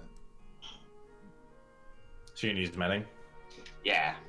So yeah, you'd be able to repair one of the straps to be able to be carried on his back. However, you find it to be too difficult to like reforge the steel bars that have been. Yeah. Yeah, so it's not any more protected, but it is carryable. On his back. Yeah, that was the intent. I just wanted to like make it so like fix the strap, try and reattach it. As you're all kind of gathering, Fanyu comes down the ramp from the docks and greets you all and goes, "Well, hope you're all ready for today's trip. 2 days in the water. See if you regret your decision by the end of this. Ready to go?" Think so. All right. Ready. Sooner the better. And as you're walking up the dock after him, you realize like this ship is actually pretty large. I would say it's like think like an old Spanish galleon sized. That like it's in the style of a junk, but it's just like way bigger than normal. And you see these elaborate like decorative carvings in the planks of the wood. Different types of wood planks have been like layered and replaced over years. And while it is a patchwork, it doesn't look like shoddy or like a shanty kind of look. It's very like well crafted, but it looks weathered and used and tried and true. As he helps you all onto the boat, the final few crew come onto the boat and bring a few more crates, load them into the cellar of the ship, and Fanyu swings one leg over the side, sits on the side of the ship, takes a small metallic object out of his pocket and puts it to his mouth, and you hear this piercing whistle go out over the bay and it echoes back off the cliffs towards all of you as two of the crew undo ropes and throw them back to the dock, and they kind of land there. One of them splashes in the water as the ship slowly rocks out into the ocean, and the sails fall down from where you are, and immediately you're carried away from the dock south to the towards the Aram Channel. Is there anything you guys want to do, like while you're just sitting around on the boat? It's not saying that that's going to happen the whole time, but anything you want to try and get done during this trip if there's downtime? Marleone's going to once again pick up fishing. Okay. Using the I have a knucklehead fishing rod. yeah, just the normal one. Yeah. Okay. I'm going to periodically cast guidance on Marleone to help him, give him divine portent in his fishing attempts, just occasionally. I'm gonna write down some loose notes for my novel. As you're doing so, like you'll be writing something and Pig is watching you like write, and you'll like finish a sentence and Pig will look at you and be like, "Gosh, you're right." and sometimes he'll be like, I'm gonna say everyone roll a perception check as you're just now leaving the cove, sailing out. And then outside of that, in downtime, I think Worse. Terrible. Soren's skeptical of this trip, so he's paying a little bit more attention. Maybe. That's a pretty high perception roll for him. Oh, what were we gonna say? So if there is much downtime, I kind of want to start reading some of the notes that I had transcribed, just like cursory. I'm not like digging in really, but and then I think I'm gonna unwrap. He's gonna unwrap his arm for this trip. The like sea spray and like water makes the cloth damp and it's just uncomfortable, so he's gonna like unwrap it to let it breathe during the trip. Okay. And yeah, the kind of salty ocean air feels good on the skin. Kind of like a relieving feeling. As you're kind of like skeptical of the trip that you're on, Soren, everybody else is kind of looking out to the ocean. Pate's writing in his book. There's beautiful scenery along the sides of the cliffs as you guys are sailing not more than a mile off of the coast, south along the coast itself. You see Davrik, who is kind of staying around where the party is at all times. By the way, when you paid for your trips, Davrik did in fact have 90 gold on him that he paid out. What a guy. Everyone's rich. As you're looking around, you see Davrik kind of comes down and sits next to you as you're looking out, and he kind of nudges you in the shoulder, Soren, and he goes, I hate to be the bearer of bad news, but I'm not sure this is bad news to you. I've seen these crates before. Have you heard of Fan's Haulers?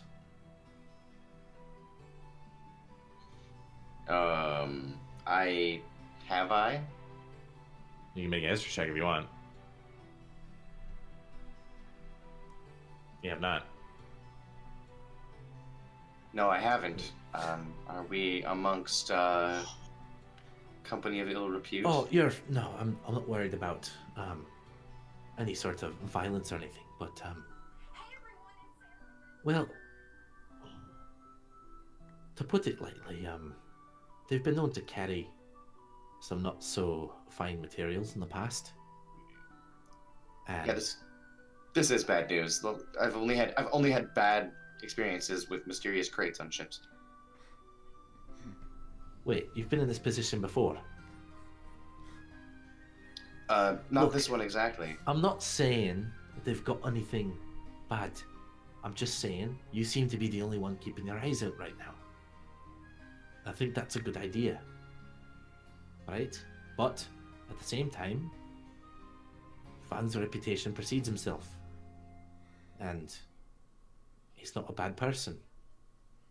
So take that as you may, but I figured that you'd appreciate me saying something. Or maybe I'm just gonna make you paranoid, and that's fine too. I don't feel so bad.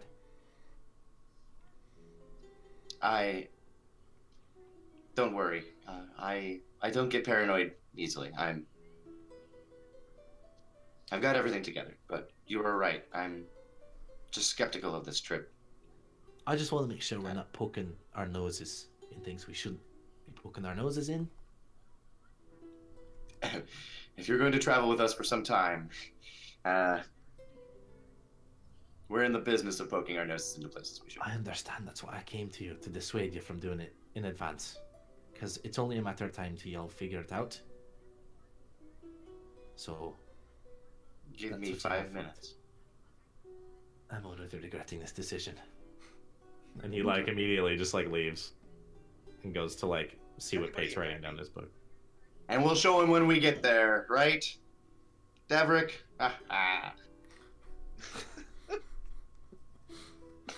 Good talk. As the ship continues south, let me bring up the map here. Through the rest of the day, in the far, far off distance, far south of the ship, just straight nose down the center of the junk, Fan Yu comes down from the helm of the ship and kind of looks at him and goes, "If you want to get a good look at the island where the mist set in, now's your chance." As he walks to the bow of the ship Any of you that wish to join him? Sure. Yeah, absolutely. Yeah. As you guys come to the front, you see this almost like a conical formation of a cloud sitting off miles and miles and miles away down the sea from where you are. And just a very, very faint outline of like a light kind of green coastline, like a cliffside that rises up into the cloud and then just disappears. It's a very like strange, anomalous shape that this almost perfectly conical cloud, this like very shallow cone of mist, hangs over this thing in the distance. And to the east of you, the cliffs begin to rise higher and higher into the mountain that separates the Kagan Highlands from Valax's Cauldron.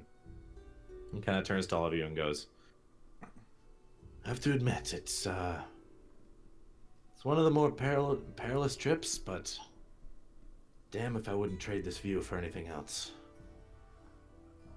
Sometimes that danger and the unknown lends a sort of beauty to what we do out here. I want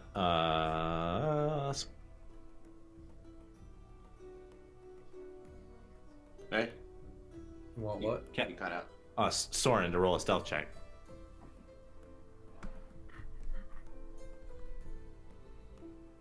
Rolling the dice today. As you're all looking out over the bow of the ship, he's kind of like pointing out landmarks to you in the mountains, and explaining the conical formation of the mist over the island and how it's perpetually hanging over the Isle of Glenmont ever since the human settlers came west through Valax's Cauldron. Soren, making your way down into the brig where some of these crates are, you use Gaze of Kirad, and piercing through some of these crates, you see there are many like of the similarly like artistic designed like goods that were hanging in Fanyu's tent. Lots of like different paintings and tapestries and high-end kind of artistic goods, and some of the more reinforced ones and the ones that were brought on at the end of the trip. You see just like one small, like I'd say like a milk crate sized box that's banded and locked, just full to the brim of like papers and scrolls and like other authoring paraphernalia and stuff, and one that's just completely full of books, that all of which have metal clasps locking the covers shut together. Is there anything specific you're looking for? Anything that looks explicitly illegal, weapons, like contraband, like You do drugs. see there's like a good amount of weapons. Some of them you recognize as wolfsware, smithery weapons that are probably being shipped south. Some of them have like so it'll be like a bundle of swords that are like tied together with a leather strap, and then there's like a note attached to them of like certificate of authenticity or whatever. However, you notice that there are 4 iron cap barrels in the back of the brig, like just at the edge of your sight, that are I'm gonna say go before this, but go ahead and make a fuck, what would this be? Hang on, let me look at your sheet. I'll make sure I do the right check.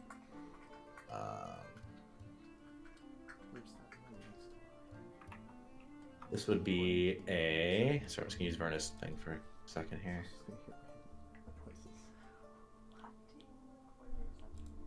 This would be,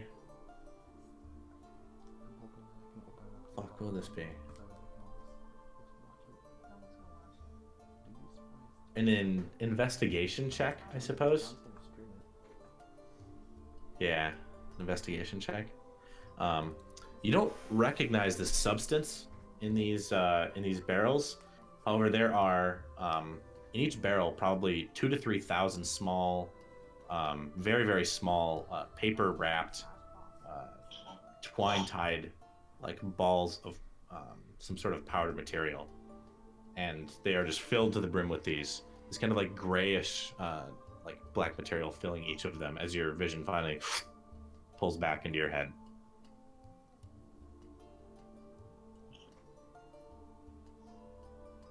Okay. The ones I would want to keep track of then are those, and then the books, the iron banded books. Mm-hmm. I want to just keep an eye off when we get there. If he drops any of the cargo of those, like, I want to try and remember. Soren's not super great at this, but try and remember the contents of the packages that get dropped to Glenmont. Okay. Looking at the crates now that your vision's back, the barrels are relatively, they stand out relatively well because they're very heavily reinforced. However, the crates that the books were in look very generic and without any kind of signage on them besides the symbol of the junk. It's like a almost like a cartoonized version of the sail ship that you're on. Besides that branding, almost like all of the crates look very similar to each other. You know which one it is as you're in the room, but if you were to leave and they were to be moved around, you're not sure you could be able to keep track of that. Okay. Alrighty. Okay. You Try make to your way head back. Yeah, I would just try to like discreetly make my way back out. Yeah, and you make your way back up the stairs to the deck, and nobody seems to notice you closing the brig door behind you. As Soren joins the rest of the party up at the bow, Fanyu looks to the party and goes, and this is like probably several hours into your trip because you guys took a long time in the morning, so it's like afternoon, evening.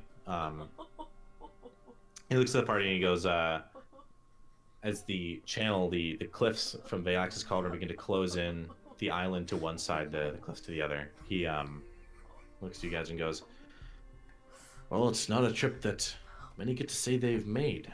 It's the Aram Channel, one of the most dangerous channels in Coloran, and from what I know, the rest of the known world.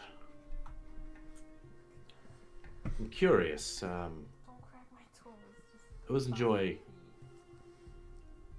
having stories to tell passengers and crew members, and I tell mine all the time, but I find other people have sometimes more interesting lives than I do, and I'm curious if any of you have made a treacherous journey like this. It may not seem as such yet, but by nightfall, I'm sure you'll understand. Have any of you ever made such a passage before? There are many places I wish I could cover or climb or delve through that time will not allow, and I sometimes enjoy hearing those kind of stories from other people. We have the time. You kind of look to the party. I can't say that I have. Davrick kind of... Sorry, go ahead. Oh, I'm just saying same. Davrick kind of looks to the party and goes, well, they did climb Kelvin's Cairn. Tallest mountain in Coloran? Really? You'll forget this? Like, Fawn, you kind of like chuckles as Davrick's saying this, and he goes, it's usually the forgetful ones that end up in places you'd never imagine. Is it true? Yeah. I suppose it is. And it's a shame. How do the stories get passed on if they forget? It's a waste. So damn cold. I imagine. It's tallest that I know of, but I'm curious what's at the peak. I've never known somebody that's actually made it to the summit before. I have a friend in 10 towns up there that's run some expeditions in his time, but never made it to the peak himself. What was their name? Atenis, I believe. Haven't seen him in years, but we used to run the haulers together. He's still doing expeditions to the north. He was the one who helped us get on our feet. Tennis is still alive? At least when we left him, he was. He was an old man when I met him. He ain't any younger. Well, He also was the one who gave me this. I'm gonna pull out the web harpoon. And it kind of like extends, and this like metal webbing like shoots out in all directions, kind of like in a fan formation. And he looks at it with like awe, and he goes, "Yeah, you met a tennis. Well, I noticed you were attempting to ready a rod off the side of the ship earlier." Yeah, we're moving a little fast. I wasn't expecting to catch much. You can try for now, but when the sun goes down, I suggest you reel in. Anything that you may catch in these waters from this time on is not something I wish to bring aboard, if that's made clear. Is that including dragon turtles? If you hook a dragon turtle here, that's impressive, but they're not really what I'm worried about. It's usually the more dangerous things that I'm worried about. So please keep your line reeled in once the sun is down. Alright, For your sake as much as mine. I understand. As Fanyu kind of returns to the helm of the ship, he leaves you all at the bow. The sun is kind of like, it's not nighttime quite yet, but it's like beginning to make sunset on the far western horizon of the ocean. The channel that you're entering, like the farthest northern reach of the island of Glenmont, begins to like take purchase on the western horizon. As the ship, you feel the sails that kind of waver for a moment, and the wind kind of dies down a bit as the ship begins to slow down and make its way into the channel itself, being surrounded on both sides. One of the crew members, you see, kind of is standing in the immediate vicinity of where you are. Kind of looks up to the coastline, which is now beginning to grow dark as the sun begins to set, and goes, "Hope there's nothing watching us out there, not like last time." What happened last time? Last time. Yeah. I've only been on one other run with Fanyu in the past, but you ever see? It's like a man with the head of a snake, a single eyeball in the center, and I don't know. I thought I was dreaming. There were 2 or 3 dozen of them up on that cliffside, slithering down and watching us pass in the channel. They never came out into the water. As soon as we were near Glenmont, they all left and disappeared back into the forest. But, man, some of the stories that you take from this place, nobody believes you when you tell them elsewhere. I have to say, for being outsiders, and I've never seen you on this ship before, if you were going to Glenmont, I'm sure Fanyu charged you, but at least this way you'll make it there alive. When the Empire can't even make supplies to the north. You know, it's a tough journey. It sounds intriguing. We're thankful for the passage. Well, don't thank us till we get there, but if Fanyu stays in charge, I'm sure we'll be making this pass a few more dozen times till we all die. And he just kind of like picks up the pile of rope that he was like coiling up, begins stringing it out to the sails to try to keep them taut with the lowering of the wind in the channel itself. The sun does set to the west, and darkness begins to take the channel itself as a few of the crew members light sconces on the side of the ship to keep the deck alight, but it's not a ton of light. There are still dark patches on the ship itself, but just enough to be able to make your way up or down stairs, and you know where the edge of the ship is if you're walking around in the dark.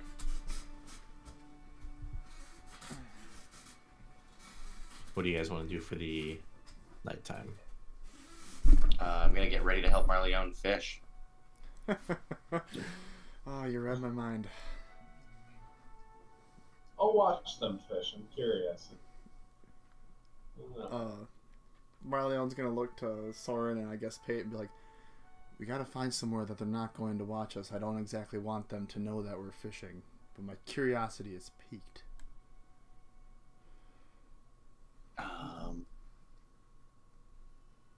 What can we do? I don't have minor image anymore as a free action. Drat. I used to be able to make us look like a crate. Full on Metal Gear. I guess how many, like, because I can see in the dark just fine, how many, like, I guess crewmen are, like, I don't know, is there an area where, like, there is, like, a significantly smaller amount of crew that we could... So, as it's darker out, many of them are below deck. There's about 15 crew people on this ship, not including Fan Yu. And there are about 5 of them on the deck up with you guys. The rest of them are down in the, essentially the barracks down below.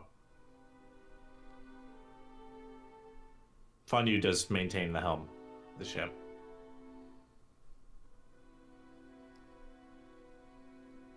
I don't know where we can fish, Soren. Towards the back, maybe? Is there a lower deck? The way that the ship is laid out, similar to the one that's in the map image, there's like a raised front end, a lowered middle section that goes down into the hull itself. Then there's that raised enclosed section, and then just barely reaching above that, there's the helm of the ship with the wheel. And there is kind of like a small catwalk railing that goes around the entire outside of the ship, including the back.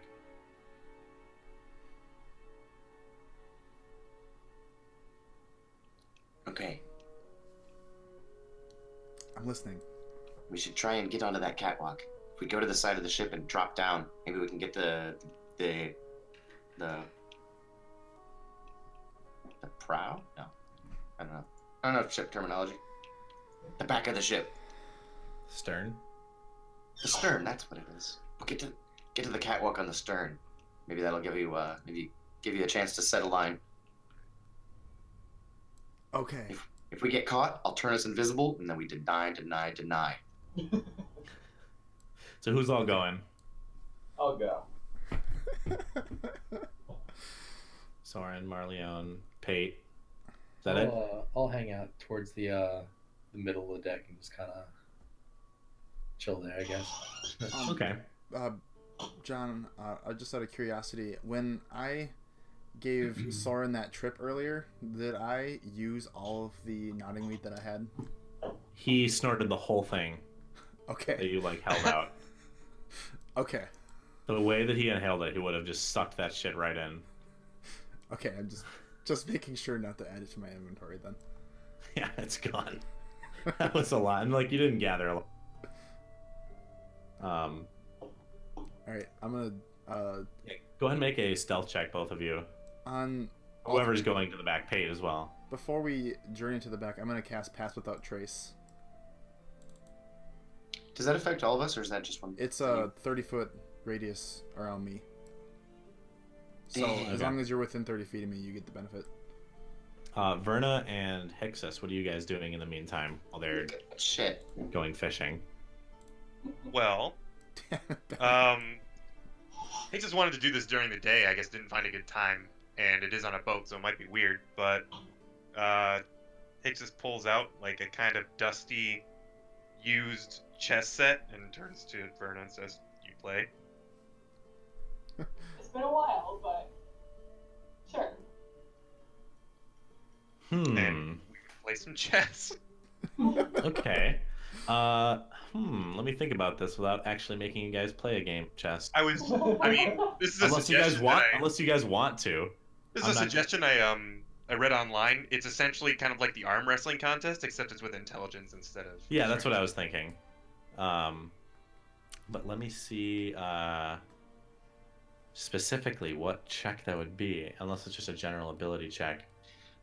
Yeah, just like general intelligence, and then as like a background thing, you could like get proficiency in it or something. Yeah, you're proficient with them.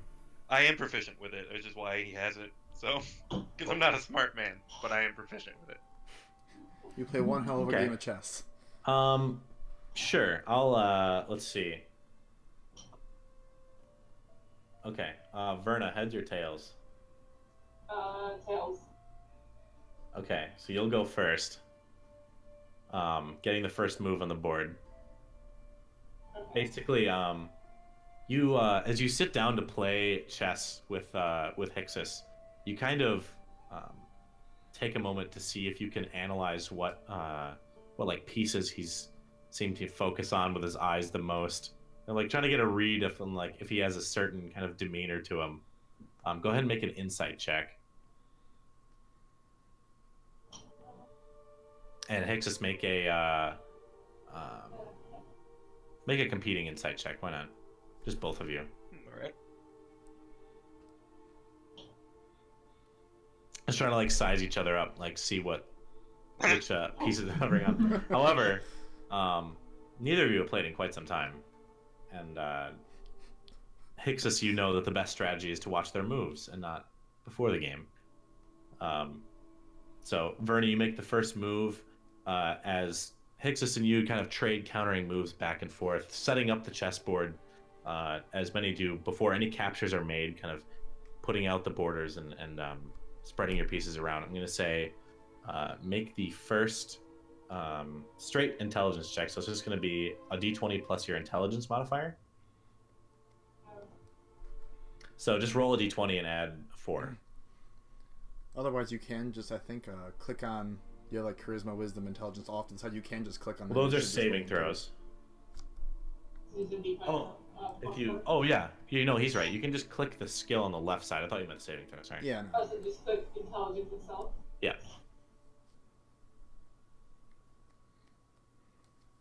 Oh, shit, Okay. almost We're there. doing so good. As Verna moves a knight forward on the board, in the first kind of brave move to take one of your pawns, Hixus, I'm going to say make a competing check with your proficiency if you're proficient in chess, because I don't think Verna is, right? No. Yeah, I mean, the proficiency's all I got. So I don't have an Yeah. intelligence modifier. Go ahead and roll a competing intelligence check. This command works. Hold on a second. It did. As she makes that first move, you see that it's a typical brazen first move is counter with a larger capture to the right side of the, sacrificing another pawn, but managing to get one of her rooks. Verna backpedaling on the last move. Go ahead and make another intelligence check. God damn it! Why don't we keep this going? You do manage to capture another piece. However, you feel like you're. Is that actually 3 7s in a row? Yeah. Oh my god. Is that then good luck?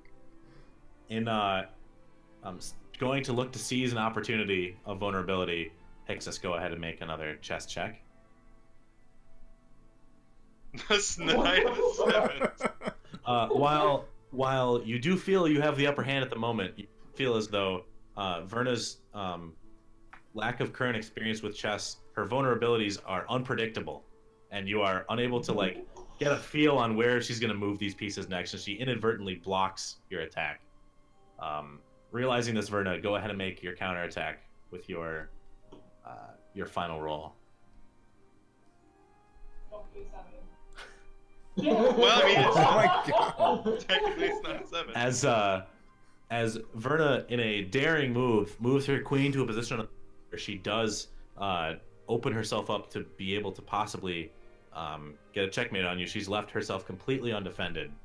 In this moment, Hixus, you feel like if you make the right move, you may be able to in the last turn. Go ahead and make your last intelligence check.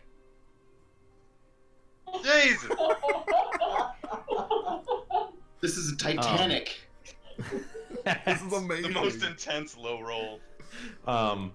As you move your piece to try and make an offensive move on her king, you put it down at one spot, you take your hand off, and then you go, oh shit, that's not the spot I meant. And as you go to pick it up, Davrick, watching this, slaps your hand away and goes, you put the piece down, that counts.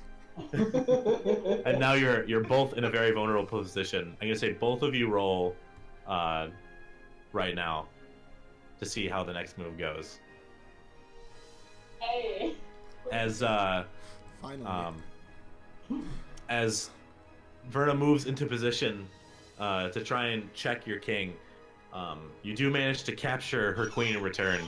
However, in doing so, you open yourself up to another attack, and Pixis, in a mere 3-4 moves afterwards, you find yourself checkmated by Verna Boffin.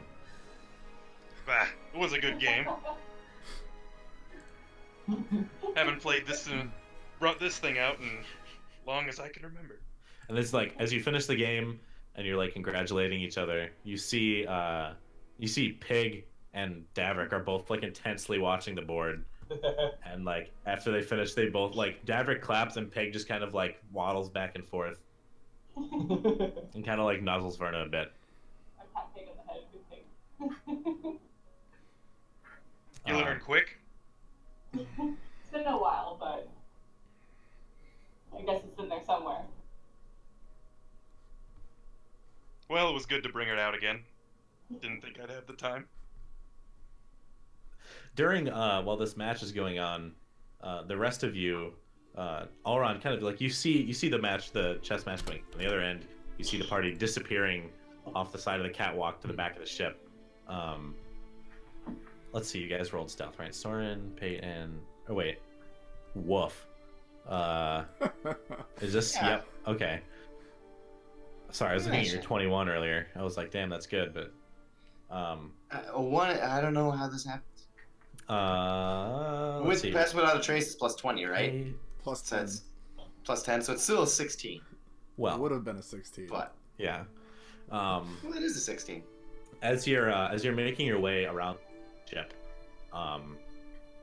Marleone and Pate, you are like deathly silent, completely not making a single noise. As Soren, when you turn the corner, a slight gust of sea water and wind kicks up from the side, and what nodding wheat was left in your lungs kind of shifts from the bottom of your lungs, and you feel just a very slight kick of that same sensation, not much at all, and you go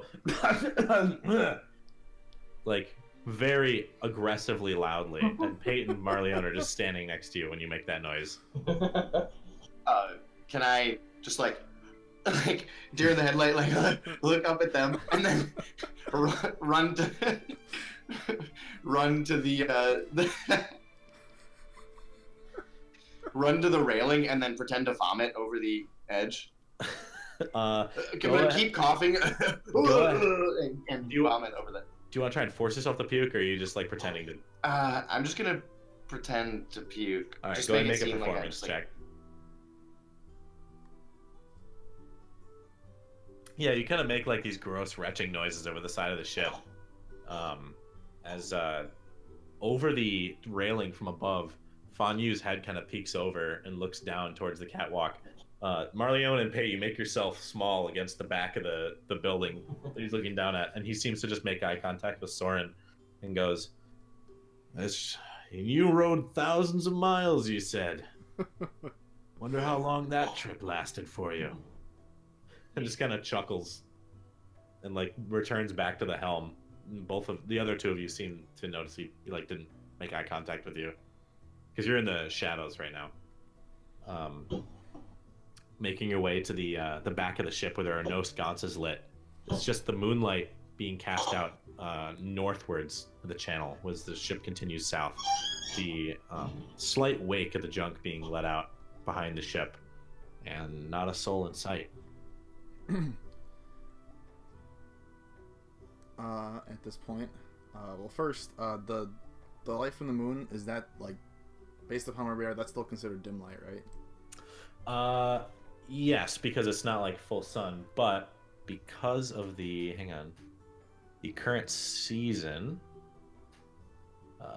Let's see. We are on Catalaris. Yeah. It's like waning crescent. Whatever, like almost full moon but going away. Whatever that is. Waning gibbous. Gibbous, yeah. Yeah. Dang, we So still remember pretty- that 8th grade science. Nah, I relearned it when I made the calendar. Oh, nice. So yeah, it's like still pretty bright, but yeah, it's not bright light. Okay, perfect. First thing I'm gonna do is telepathically tell my raven to stay close but stay in the shadows. So like around the corner or something like that, in case I Okay. need to make a quick getaway. And I'm gonna get my fishing rod out and prepare to launch a line. What are you gonna use as bait? Anything? I guess does my fishing tackle that I bought have like, I guess an assortment of anything? Yeah, it's got an assortment of like small to medium baits. There's even like there's one paper sealed, like wax paper sealed, like huge like earthworm. That's just like a special breed. It's like a section of an earthworm. It's like huge, probably like an inch and a half, like thick. Oh damn. So it's pretty girthy. That's like the biggest piece of bait you have in there. There's only one of it. Okay. I guess I'm just gonna take. Ooh. I don't think I have any like other herbs that are like flavorful or anything in my person right now. So I'm gonna. Yeah, I guess I'm gonna just. You know what? Go big or go home. We're gonna take Mr. Big Worm. And. All right, so you unwrap it, and I mean, this is like as you unwrap it, it's sealed, but it's still like gross as shit. It's dead. It's been in here for a couple days, right? It's not rotting because it was in this sealed wax paper, but it does not smell pleasant by any means. And even Soren, you like get, or Soren and Pate, you get a whiff of it, and it's like rancid. Ugh. All right, we're gonna go for a cast then. All right, go ahead and make a survival check. As Marleone reels back and casts a line out into the ocean, it doesn't even make a sound with the sound of the waves crashing in the cliffs in the distance, and the wake behind the ship just disappears into the water. And you feel the line kind of pick up as it begins to follow in the wake of the ship behind you, just very lightly. You stay there for a few moments, and there doesn't seem to be any kind of tug. You do see, for a split second, just like a couple large carp jump out of the water and like disappear back in, like off in the distance, kind of like going towards the bait itself. However, they never seem to take a bite. And your bait stays in the water for about 5 to 6 minutes. Do you want to reel it up, or do you want to leave it in there? Sure. Let's reel it up and then recast. I guess see if we can entice something. So you reel it up, and the bait is still on there. There's like tiny little nicks out of it from whatever fish have been like taking pecks at it, but it's too big to like catch these tiny fish. And you recast it out, but they're not like taking it away or anything. You cast it back out, and as it flies out over the water, I want you to make another survival check just for your cast. As it goes a little farther this time, as it flies out over the water, I want all three of you to make a perception check.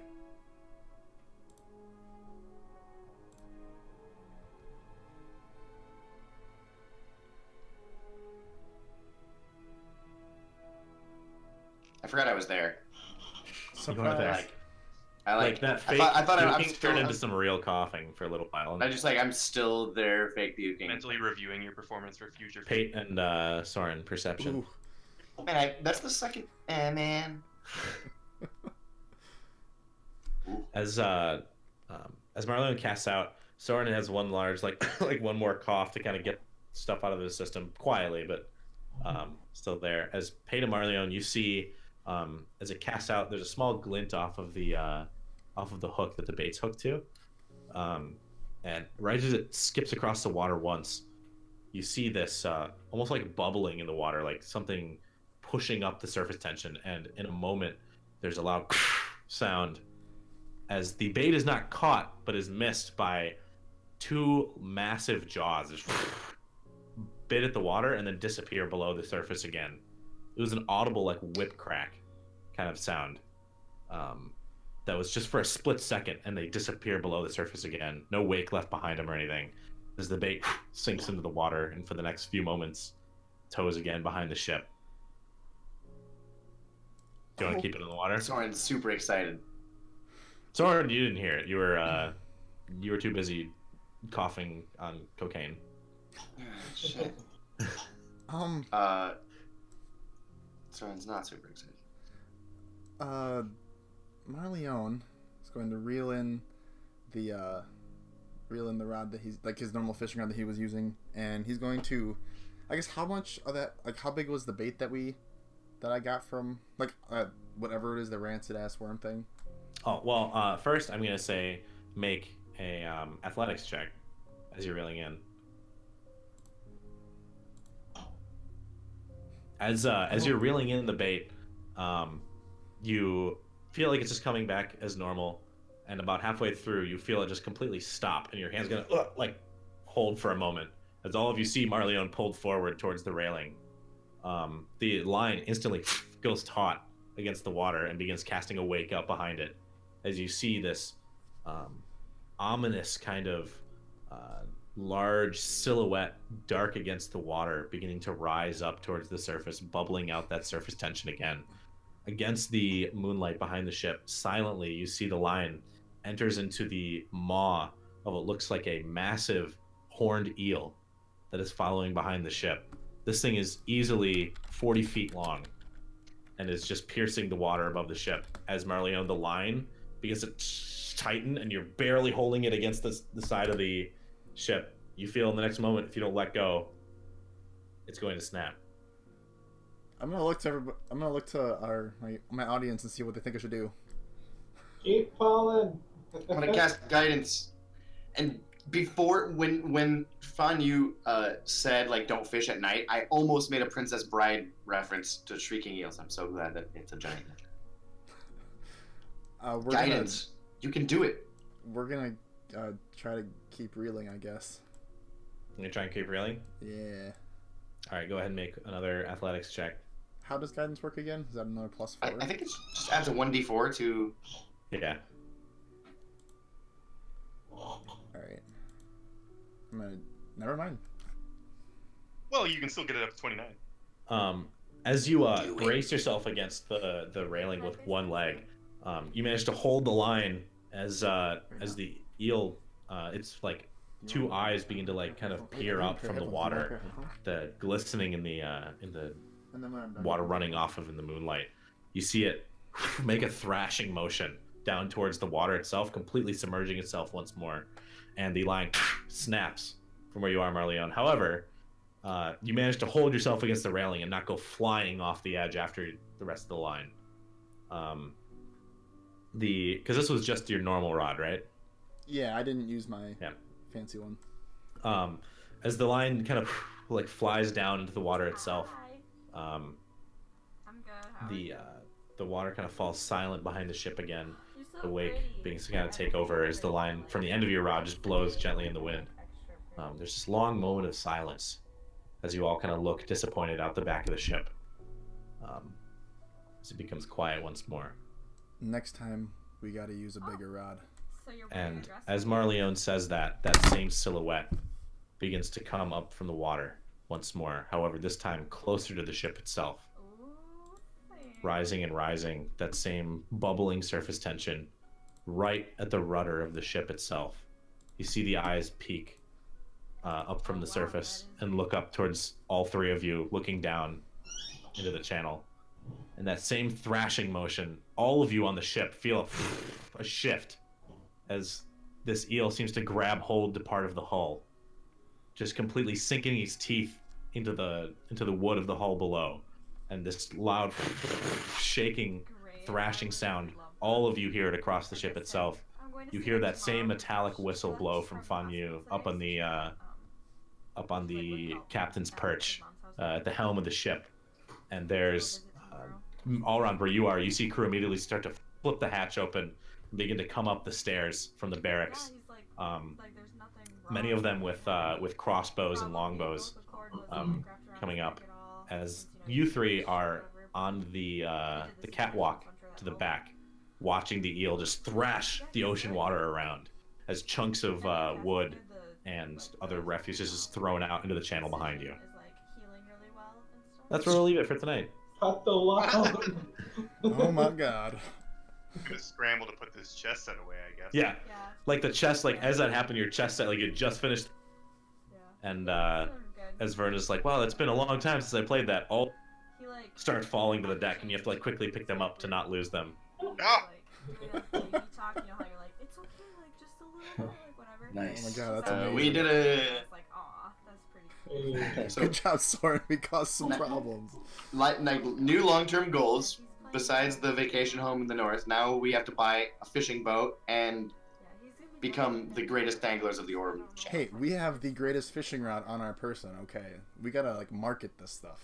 That's why I have headphones in. I think we need something like I was like, oh, we need something bigger. You need like a ballista, This is amazing. a huge winch run fishing rod. I think It's still not my dragon turtle, but I guess it'll do. 18. Moving a lot faster than the dragon turtle. A little bit. No, that's beautiful. 10 out of 10. And, Deny. Remember. All right, so let's see. I went to Pam's. Just checking next week real quick. Should be good. I haven't seen him yet, but I'm sure. If I can't make it, my intention is to cast invisibility on the three of us I'm sure he's good. so that we can get out of there. We were in our quarters Yeah. for sure. I missed it too. We better get up to deck so to find out what this disturbance is. Yeah, It's gonna be so much. man. Don't know what caused that to happen.